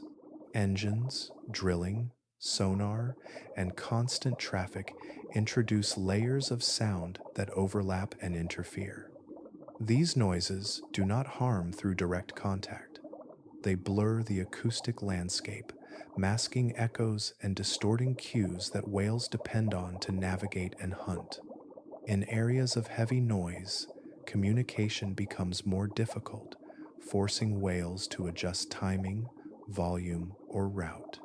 The deep remains dark, but it grows louder in ways that disrupt clarity rather than providing information. This intrusion is not temporary.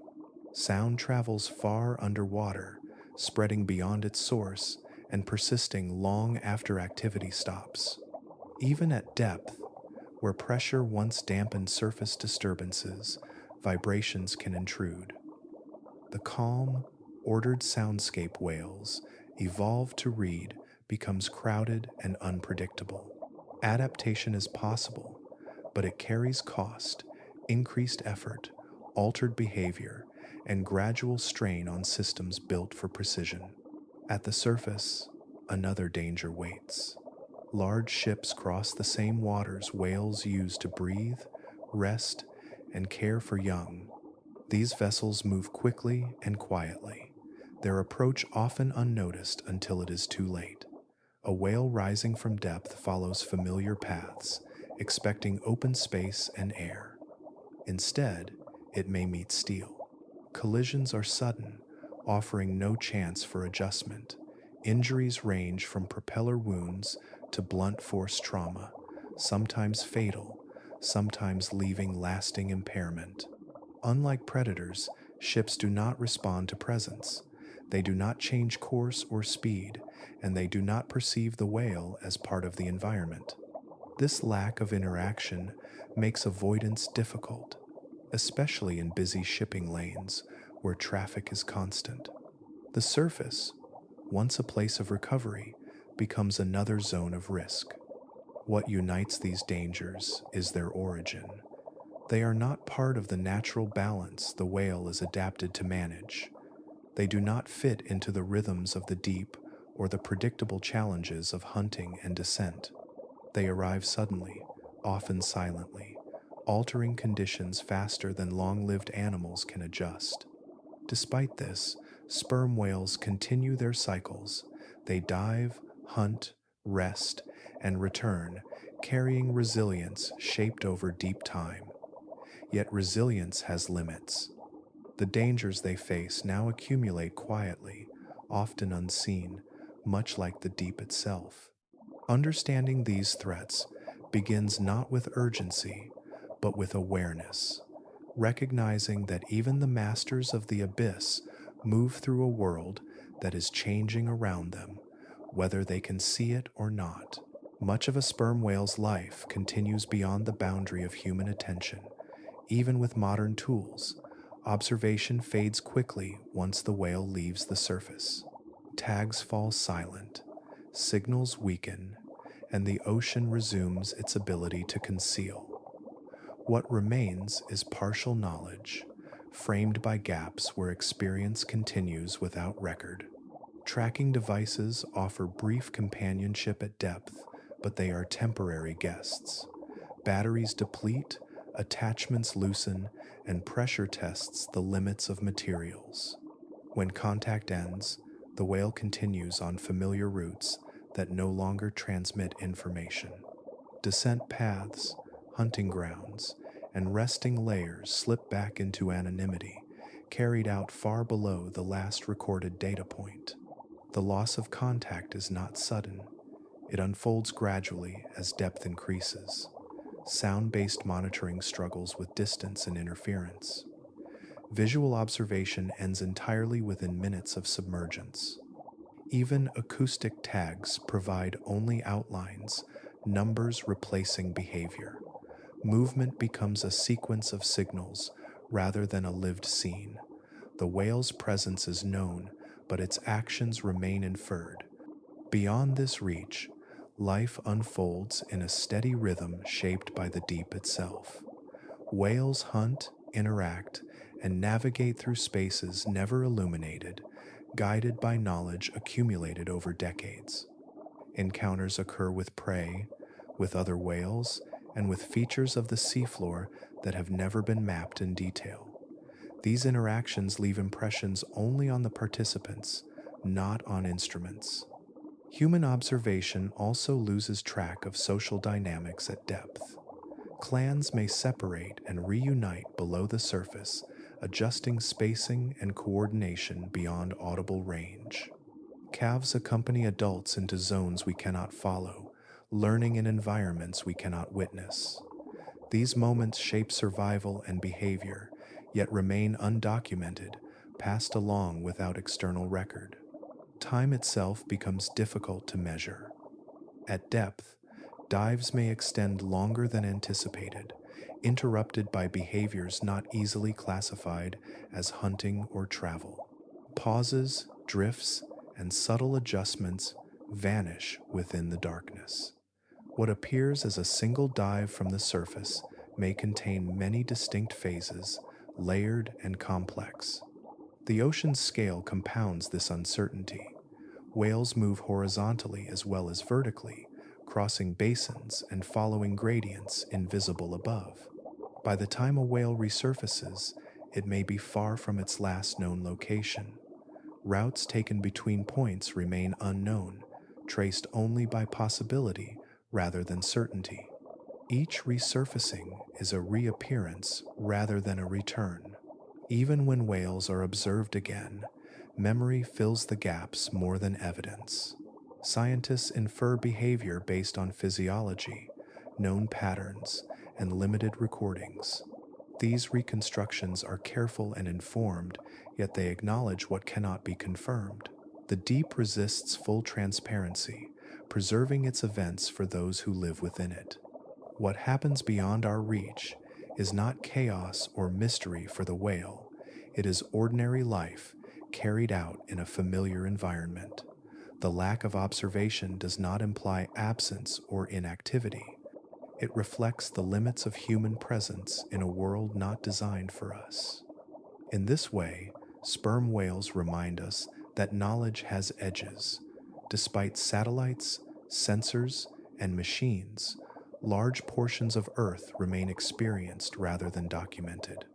The deep continues to host lives that unfold without witness, shaped by conditions that do not yield easily to study. What humans still cannot observe is not hidden by secrecy, but by scale, pressure, and darkness. The ocean does not erase these moments. It simply holds them, allowing life to proceed uninterrupted, far below the surface where our attention fades and theirs continues. Far below the surface, the deep ocean functions not as a void, but as a living system held together by slow movement and subtle exchange. Energy enters this world in fragments, drifting downward from brighter layers above. Particles of organic matter fall through the water column, a gentle rain of nutrients that feeds communities far removed from sunlight. This descent is constant, shaping life through patience rather than abundance. As material settles, it does not remain still.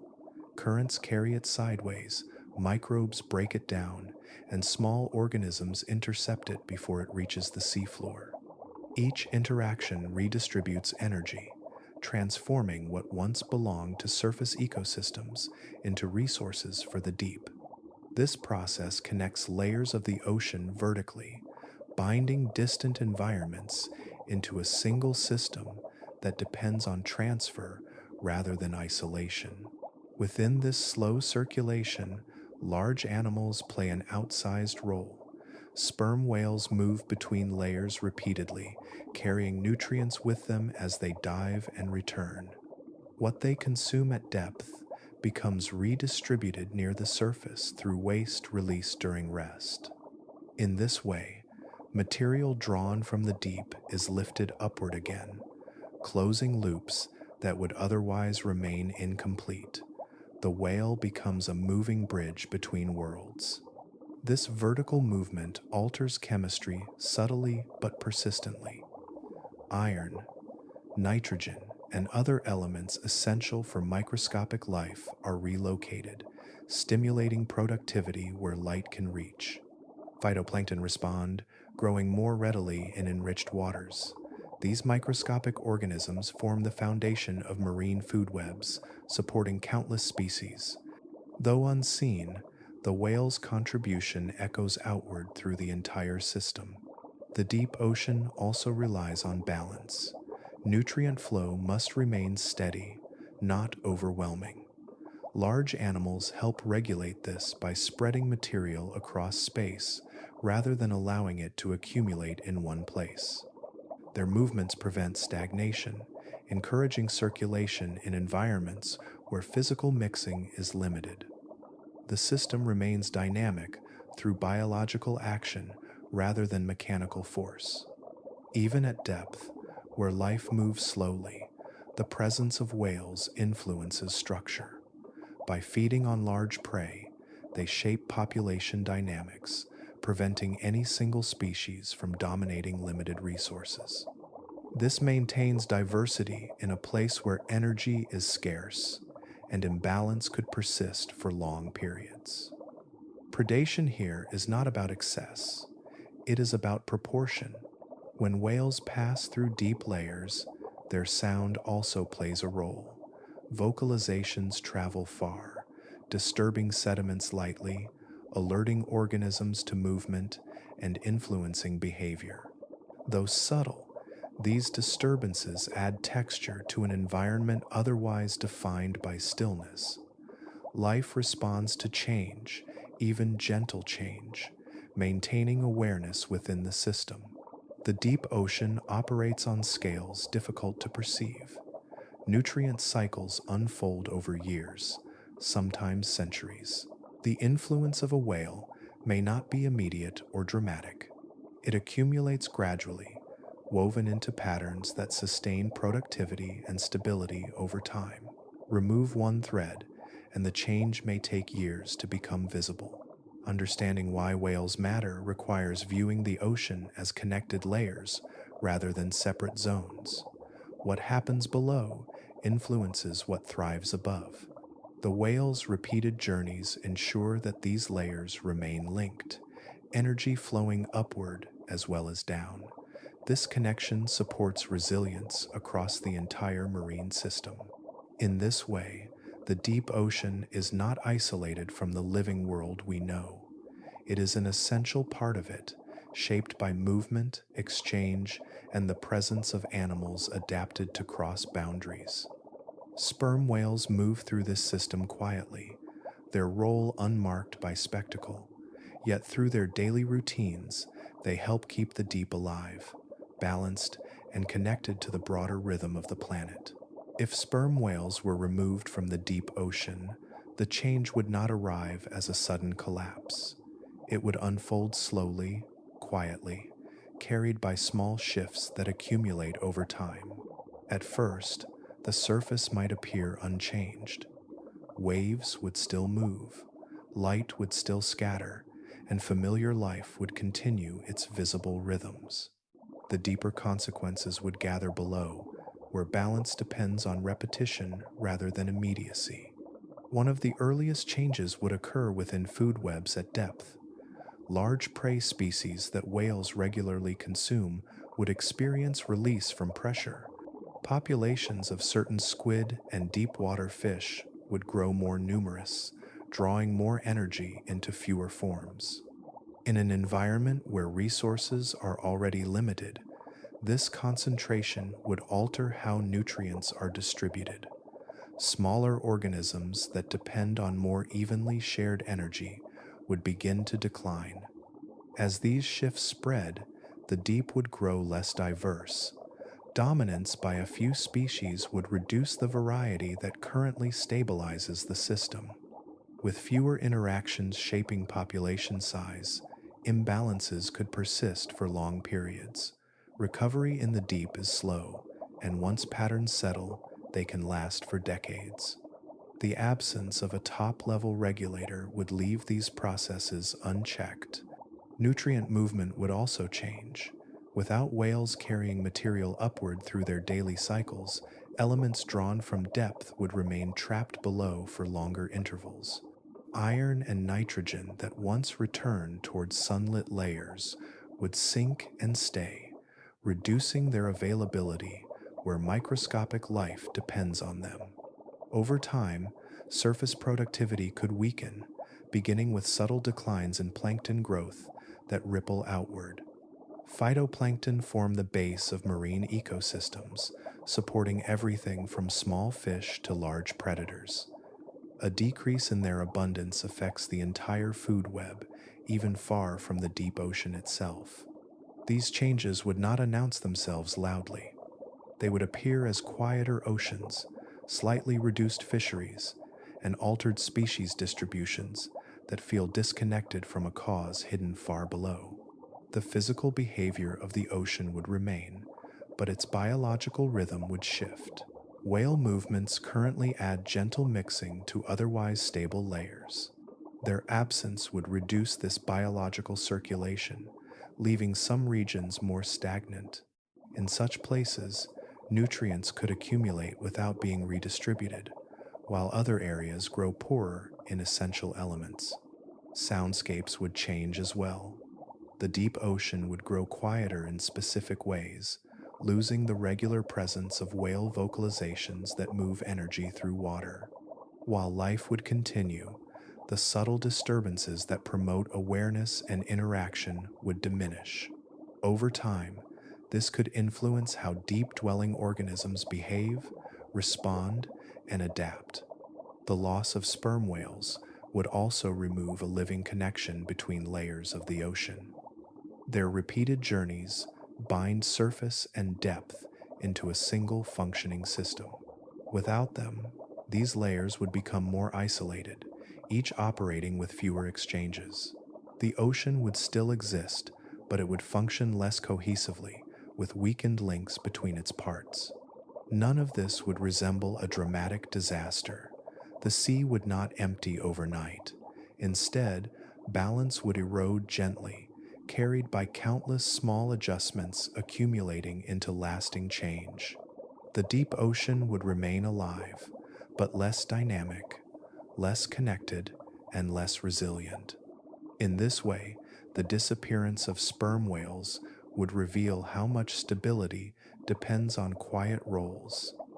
Their influence is not marked by spectacle, but by continuity. Without them, the ocean would persist, yet something essential would be missing, an unseen thread that once helped hold the system together. In the deep ocean, roles are defined by constraint. Each layer allows only certain forms of life to function well, and most animals occupy narrow bands where their abilities remain effective. Sperm whales exist outside this pattern. Their presence fills a space that no other species can fully enter, not through dominance or aggression, but through a rare alignment of traits that converge only once. Other predators approach parts of this role, but never the whole. Sharks, powerful and efficient, lack the capacity for sustained depth and prolonged submersion. Their physiology ties them to oxygen-rich shallows and continuous motion. Large fish may reach depth briefly, yet their bodies are built for speed or maneuverability rather than endurance. Even the largest squid remain prey rather than regulators, constrained by energy limits and slow reproduction. Marine mammals, such as seals and dolphins, possess intelligence and breath-holding ability, yet their size restricts their reach. Smaller bodies lose heat faster, store less oxygen, and require more frequent returns to the surface. Their sound-based perception functions best closer to light and activity, not in the expansive darkness where echoes must travel far and remain coherent. Sperm whales combine scale, endurance, and sensory precision in a way no other animal does. Their size allows long descent without rapid heat loss. Their blood and muscle chemistry supports hours without breathing.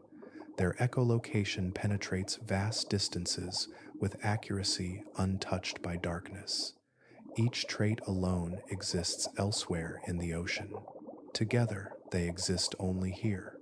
This combination grants access to prey and spaces that others cannot exploit.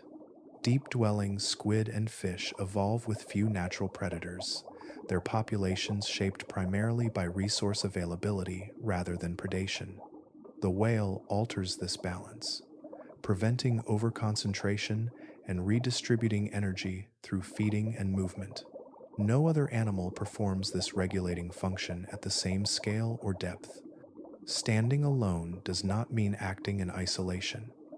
The whale's role is integrated into the larger system, influencing nutrient flow, population dynamics, and biological circulation. Yet the position it occupies remains singular. If removed, no other species could expand naturally to replace it. Evolutionary pathways that led to this form required millions of years and specific pressures unlikely to repeat quickly. Competition requires overlap.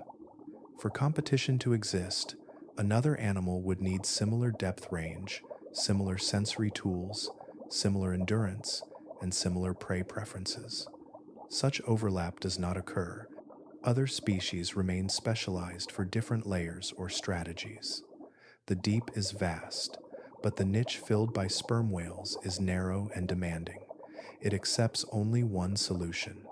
This uniqueness explains both their importance and their vulnerability.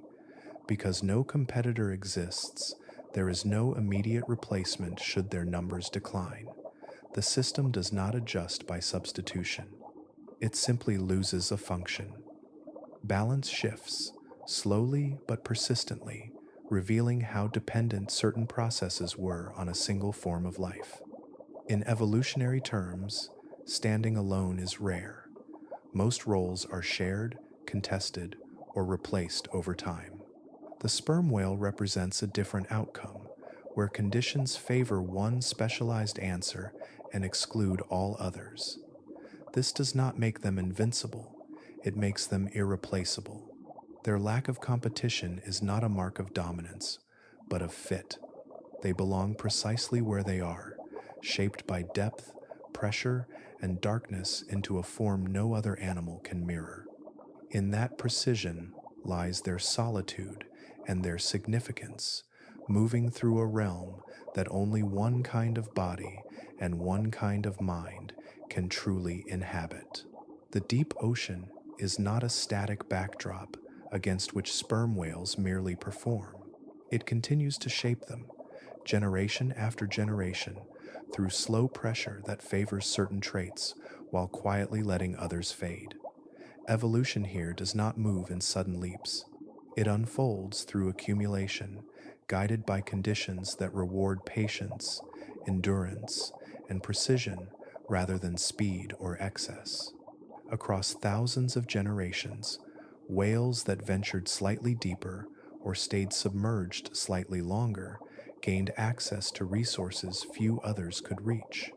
Those individuals left more descendants, not because they were stronger in a simple sense, but because they were better aligned with a demanding environment. Over time, small advantages layered together. Bodies grew larger, lungs learned to yield rather than resist, and blood chemistry shifted toward storage rather than circulation alone. Each change built upon the last, refining a form increasingly shaped by depth. Adaptation did not stop with anatomy. Behavior adjusted alongside structure. Whales that learned to time dives more efficiently, conserved energy and oxygen. Those that refined sound production gained clearer information in darkness. Social patterns favored knowledge sharing, ensuring that successful strategies did not vanish with a single life. The deep selected not only bodies, but ways of living. Even today, this shaping continues. The ocean changes subtly over long periods. Temperature gradients shift, prey distributions move, and soundscapes evolve. Whales respond not through immediate transformation, but through flexible behavior supported by adaptable physiology. Individuals capable of adjusting dive depth, timing, or routes pass those tendencies forward through survival and reproduction. Adaptation remains active, even when changes are too slow to notice within a single lifetime. Size continues to matter, but not without cost. Larger bodies require more energy, demanding reliable access to prey. The deep provides this through large but dispersed food sources. Whales that balance size with efficiency thrive. Those that grow without sufficient control risk greater expense than reward. Evolution tunes this balance continuously, shaping proportions that suit prevailing conditions. Sound-based perception also remains under selective pressure. The acoustic environment of the deep is rarely constant. Variations in water chemistry, temperature, and human-generated noise alter how sound travels. Whales that can adjust click patterns, intensity, or rhythm maintain clarity where others might lose it. Over generations, subtle shifts in sensory processing refine these abilities further, keeping pace with a changing ocean. Adaptation also appears in resilience. Individuals that recover more efficiently between dives, that manage oxygen and energy with slightly greater precision, experience less cumulative strain over long lives. These advantages accumulate quietly, supporting longevity and continued reproduction. The deep rewards those who can repeat demanding routines without damage, favoring systems that prioritize sustainability over peak performance. The shaping influence of the deep extends into cognition as well. Navigating environments without visual landmarks favors memory, pattern recognition, and learning over instinct alone. Whales capable of retaining and integrating complex information adapt more effectively to shifting conditions. Over time, this reinforces cognitive traits suited to long-term planning rather than immediate reaction. Despite all this, the deep does not push whales toward constant change. It favors stability. Successful adaptations persist because conditions remain broadly similar across centuries. Pressure remains, darkness endures, and prey continues to concentrate in predictable layers. Evolution here polishes rather than reinvents, maintaining a form already well fitted to its niche. In this way, sperm whales remain shaped by the deep even now. Their bodies, behaviors, and minds carry the imprint of an environment that continues to guide refinement. Adaptation does not end when a species reaches balance. It continues quietly, ensuring that each generation remains aligned with a world that demands consistency, patience, and depth. Despite centuries of attention and decades of modern study, sperm whales continue to reveal aspects of their lives that had not been anticipated. Each improvement in technology lifts only a small corner of the veil, enough to show that previous assumptions were incomplete. The surprise does not come from spectacle, but from quiet revision, as familiar animals prove more complex than models once suggested. New discoveries often arrive indirectly. A sensor records an unexpected depth. An acoustic pattern appears where none was predicted. A dive lasts longer than physiology alone seemed to allow. These moments prompt careful reevaluation rather than excitement, leading scientists back to fundamentals they thought were settled. The whale does not change. Understanding does.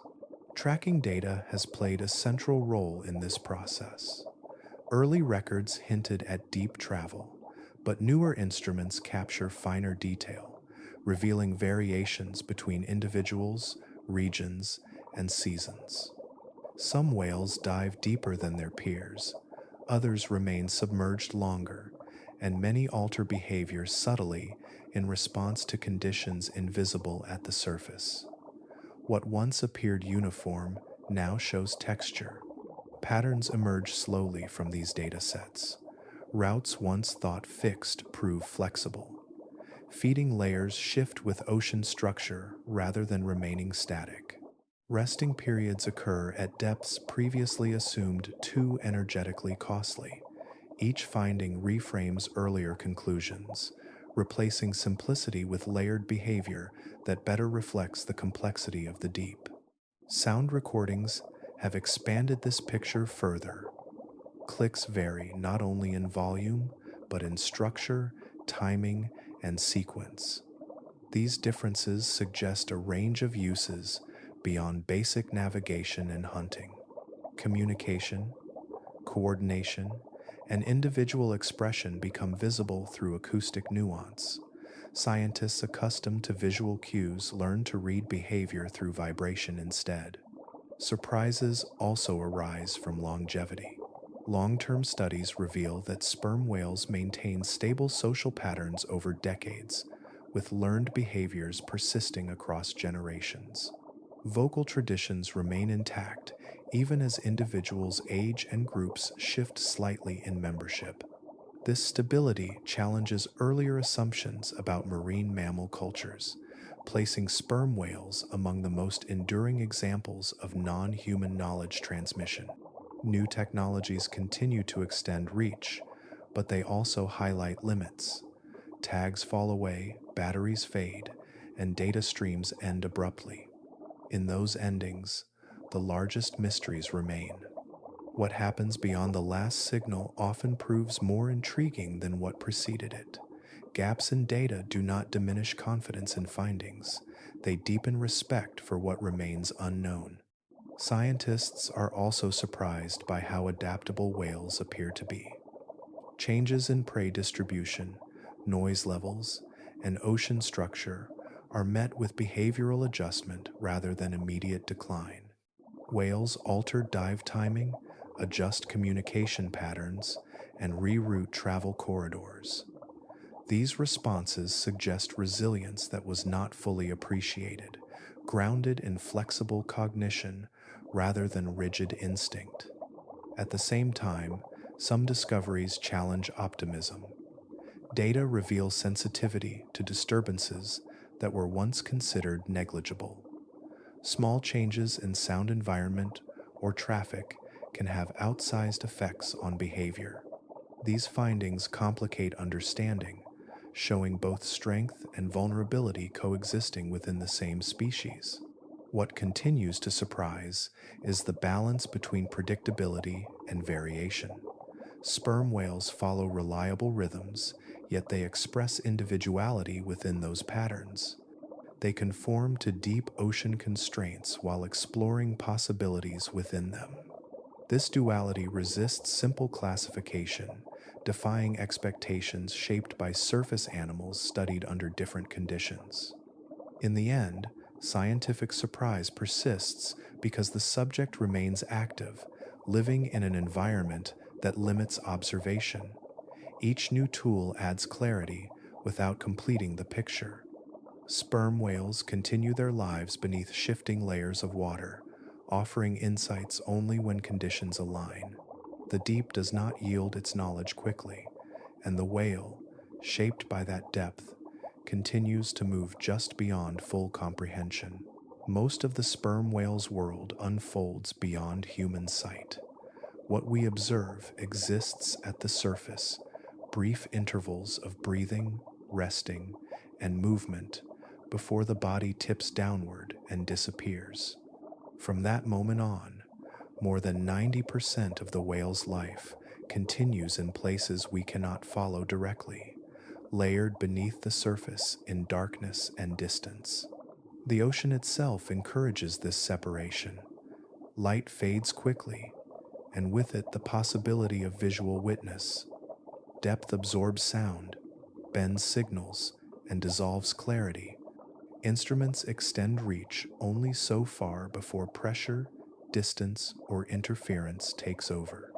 What remains visible to us becomes a thin slice of a much larger existence, a narrow window into a continuous reality we rarely touch.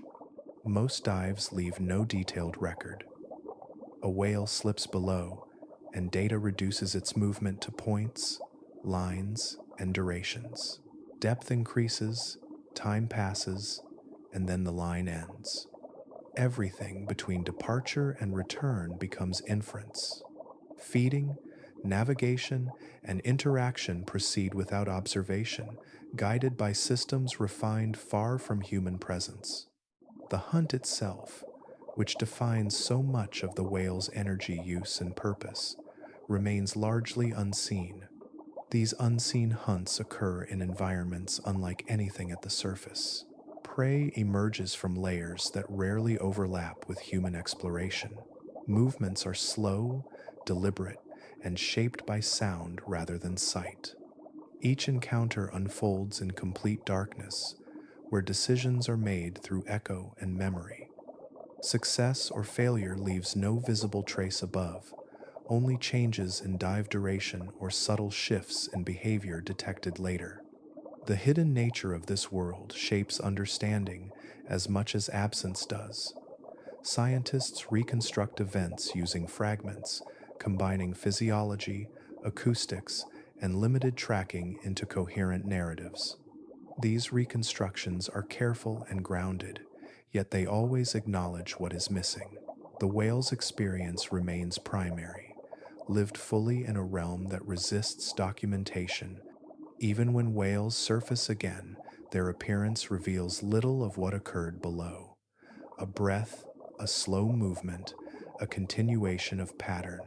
There is no indication of how many pursuits unfolded, how much effort was spent, or what challenges were met. The deep keeps these details, folding them back into darkness as the whale prepares for the next descent. The hidden 90% is not empty time. It is filled with routine, adjustment, and precision. It includes learning, memory reinforcement, and coordination with others at depths we cannot enter. Calves participate in these processes gradually, absorbing lessons without witness. Entire segments of social life occur beyond view, shaping bonds and behavior without surface expression. What we see, then, is not misleading, but incomplete. The visible world offers context, rhythm, and continuity. The invisible world provides substance. Together they form a whole that cannot be reduced to observation alone. Accepting this incompleteness becomes part of understanding the species itself. The unseen hunts exemplify this divide. They drive energy flow, survival, and ecological impact, yet they unfold in silence from our perspective. No cameras follow consistently. No observers accompany the whale into the abyss. The events that matter most remain private, carried out beyond reach.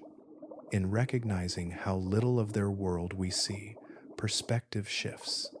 The whale is not mysterious because it hides, but because its environment exceeds our limits. The ocean does not withhold its depths deliberately, it simply remains vast. Within that vastness, sperm whales live full, intricate lives, most of which continue without witness, steady and complete, far below the surface where our attention fades. As night settles above the surface, the ocean does not pause. Darkness spreads across waves and coastlines, yet far below, movement continues with steady persistence. The deep has no awareness of sleep or waking. It follows rhythms older than days, carried forward by currents, tides, and living bodies moving through layers that never rest. While human cities quiet and lights fade, sperm whales descend again, guided by patterns that do not depend on the sun.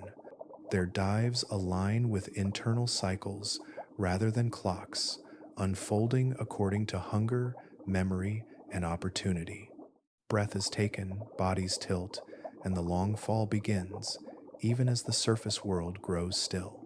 Below, activity increases rather than slows. Prey rises and disperses in slow migrations tied to chemistry and pressure. Squid drift upward from deeper layers, fish adjust position, and microscopic life continues its constant exchange of energy. These movements overlap and separate, creating a living mosaic that shifts without interruption. No single moment marks a beginning or an end. Motion simply carries on. Sound travels through this darkness, clicks and echoes moving outward, intersecting with currents and distant noise. For whales, this soundscape replaces light, offering orientation and awareness while the surface sleeps unaware. Communication continues, not loudly, but persistently, woven into the background hum of the sea. Currents slide along the sea floor, lifting sediment, redistributing nutrients, shaping habitats grain by grain. What fell during the day continues its descent, feeding organisms adapted to scarcity and time. Nothing waits for morning. The deep operates on continuity, not cycles of rest. This endless motion defines the ocean's character. Stillness is rare, and when it appears, it is local and temporary. Even the quietest regions contain movement at scales too small or too slow to notice without long observation. Molecules drift, heat transfers, pressure presses. Life adapts not by resisting this motion, but by aligning with it. For sperm whales, this constancy provides stability. Their routines depend on predictability embedded within change. Night at the surface offers no signal to stop or slow. Instead, it becomes another interval for hunting, navigating, and learning. Calves follow adults into darkness that is no different from the darkness of deeper hours. Time blends into a continuous flow. Above, sleep creates the illusion of pause.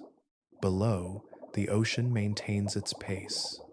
The division between these worlds remains sharp, defined by depth rather than awareness.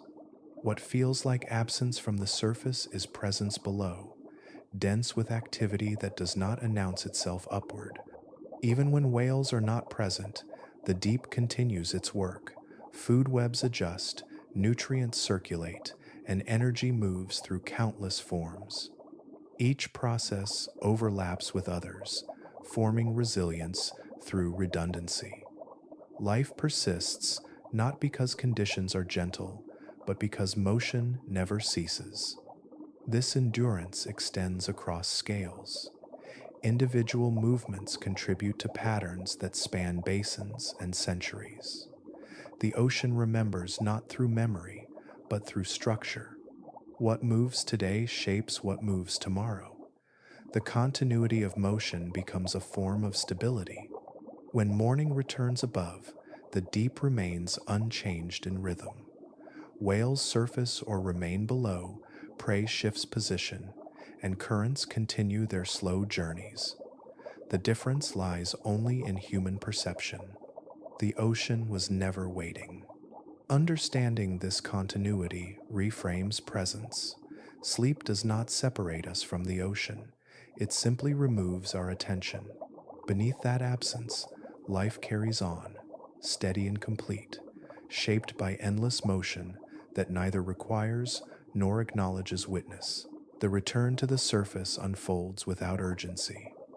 After long hours below, the ascent is steady and controlled, guided by familiarity rather than haste. Pressure eases gradually, temperature rises, and the water grows lighter in texture. The whale moves upward through layers it knows well, passing boundaries felt more through sensation than sight. Nothing announces arrival in advance. It comes quietly, as part of a rhythm repeated countless times. Breathing resumes with simplicity. The surface breaks around a broad head, and air is drawn in with a slow release of vapor. Each breath restores balance rather than excitement. Oxygen spreads through blood already accustomed to careful use, replenishing reserves without excess. There is no rush to inhale repeatedly. A few measured breaths are enough, spaced out, calm, and deliberate. The body recognizes that time is available. Between breaths, the whale remains mostly still. The surface becomes a place of pause rather than activity. Gentle buoyancy supports the body, allowing muscles to soften after hours of controlled tension. Heat lost at depth begins to return, aided by thicker water and slower movement. The world above does not demand attention. Rest takes precedence. This resting state is not sleep in a human sense. Awareness remains present, tuned to sound and movement across wide distances. Other whales may be nearby, their presence recognized through subtle cues rather than direct contact. Calves drift close to adults, maintaining proximity without constant interaction. The surface becomes a shared space where energy is restored and bonds are quietly reinforced. During these moments, memory integrates recent experience. Successful strategies settle into routine, while inefficiencies fade. The body recalibrates, adjusting internal balances in preparation for the next descent. Nothing is rehearsed consciously. Preparation occurs through physiology and habit working together, refined over a lifetime. Time at the surface varies, but it is never wasted. Even brief intervals provide what is needed. Oxygen levels stabilize, heart rate returns to its baseline rhythm, and blood flow redistributes evenly once more. The deep has been left behind, but it does not release its hold entirely. The whale remains oriented toward it, already aligned with what comes next. The decision to dive again is gradual. There is no signal or command. Instead, readiness emerges as a quiet certainty. Breathing slows, the body tilts, and the surface begins to slide past once more. Rest gives way to motion without contrast, as if part of the same continuous act. Before the descent, there is a final stillness. The whale lingers for a moment, suspended between worlds. Air above, depth below, both familiar. This pause is not hesitation, it is alignment, ensuring that conditions within match the demands ahead. Then the dive begins.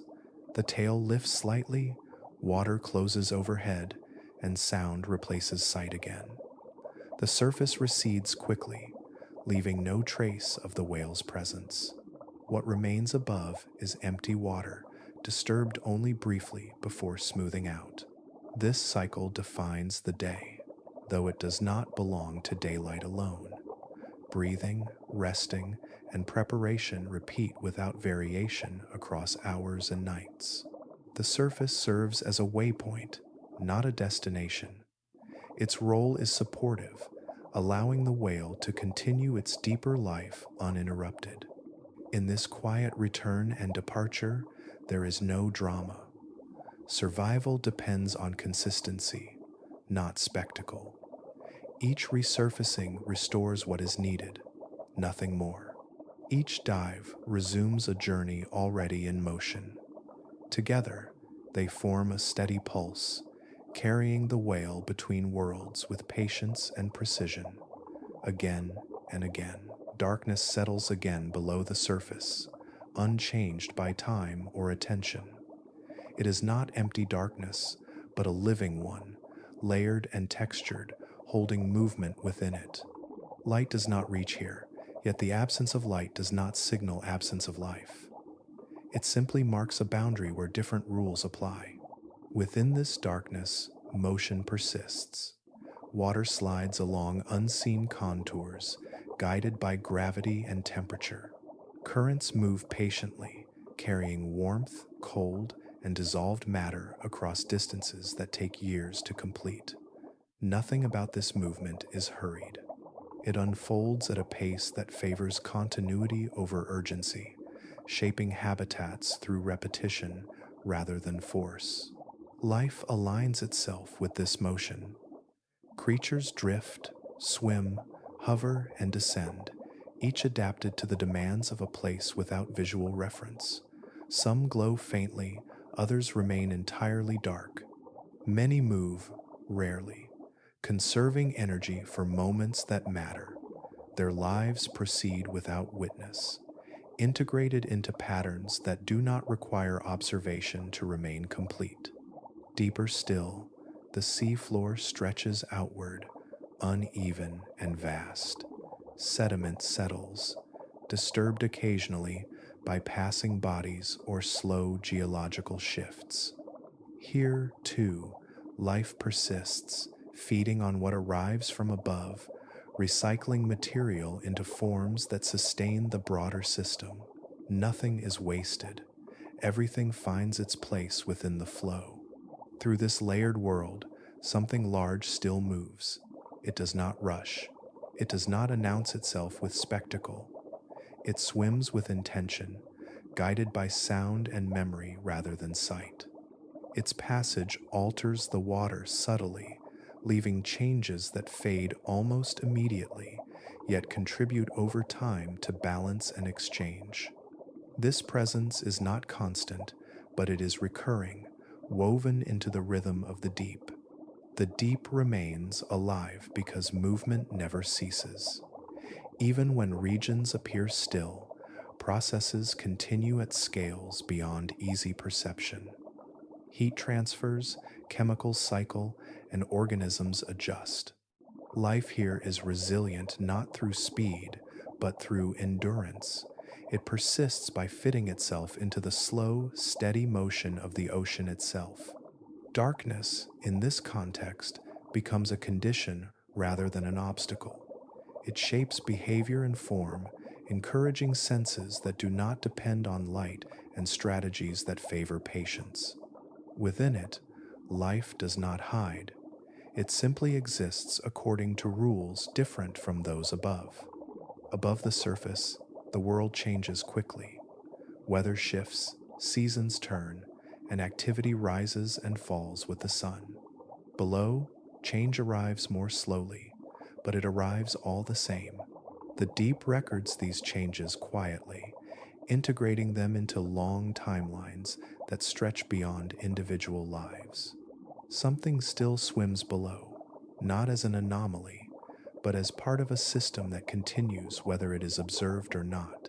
Its journeys connect layers, redistribute energy, and reinforce patterns shaped over immense spans of time.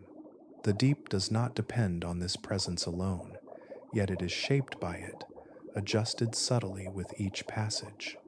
In acknowledging this, perspective widens. The ocean is not defined by its surface or its storms. It is defined by what endures beneath them. Darkness holds movement. Movement sustains life. And life, adapted to depth and patience, continues without interruption. The deep remains alive, not because it resists change, but because it absorbs it. Within its darkness, motion persists, quiet and continuous. Somewhere below, something still swims, carrying forward a rhythm that began long before attention turned toward it, and will continue long after that attention moves on.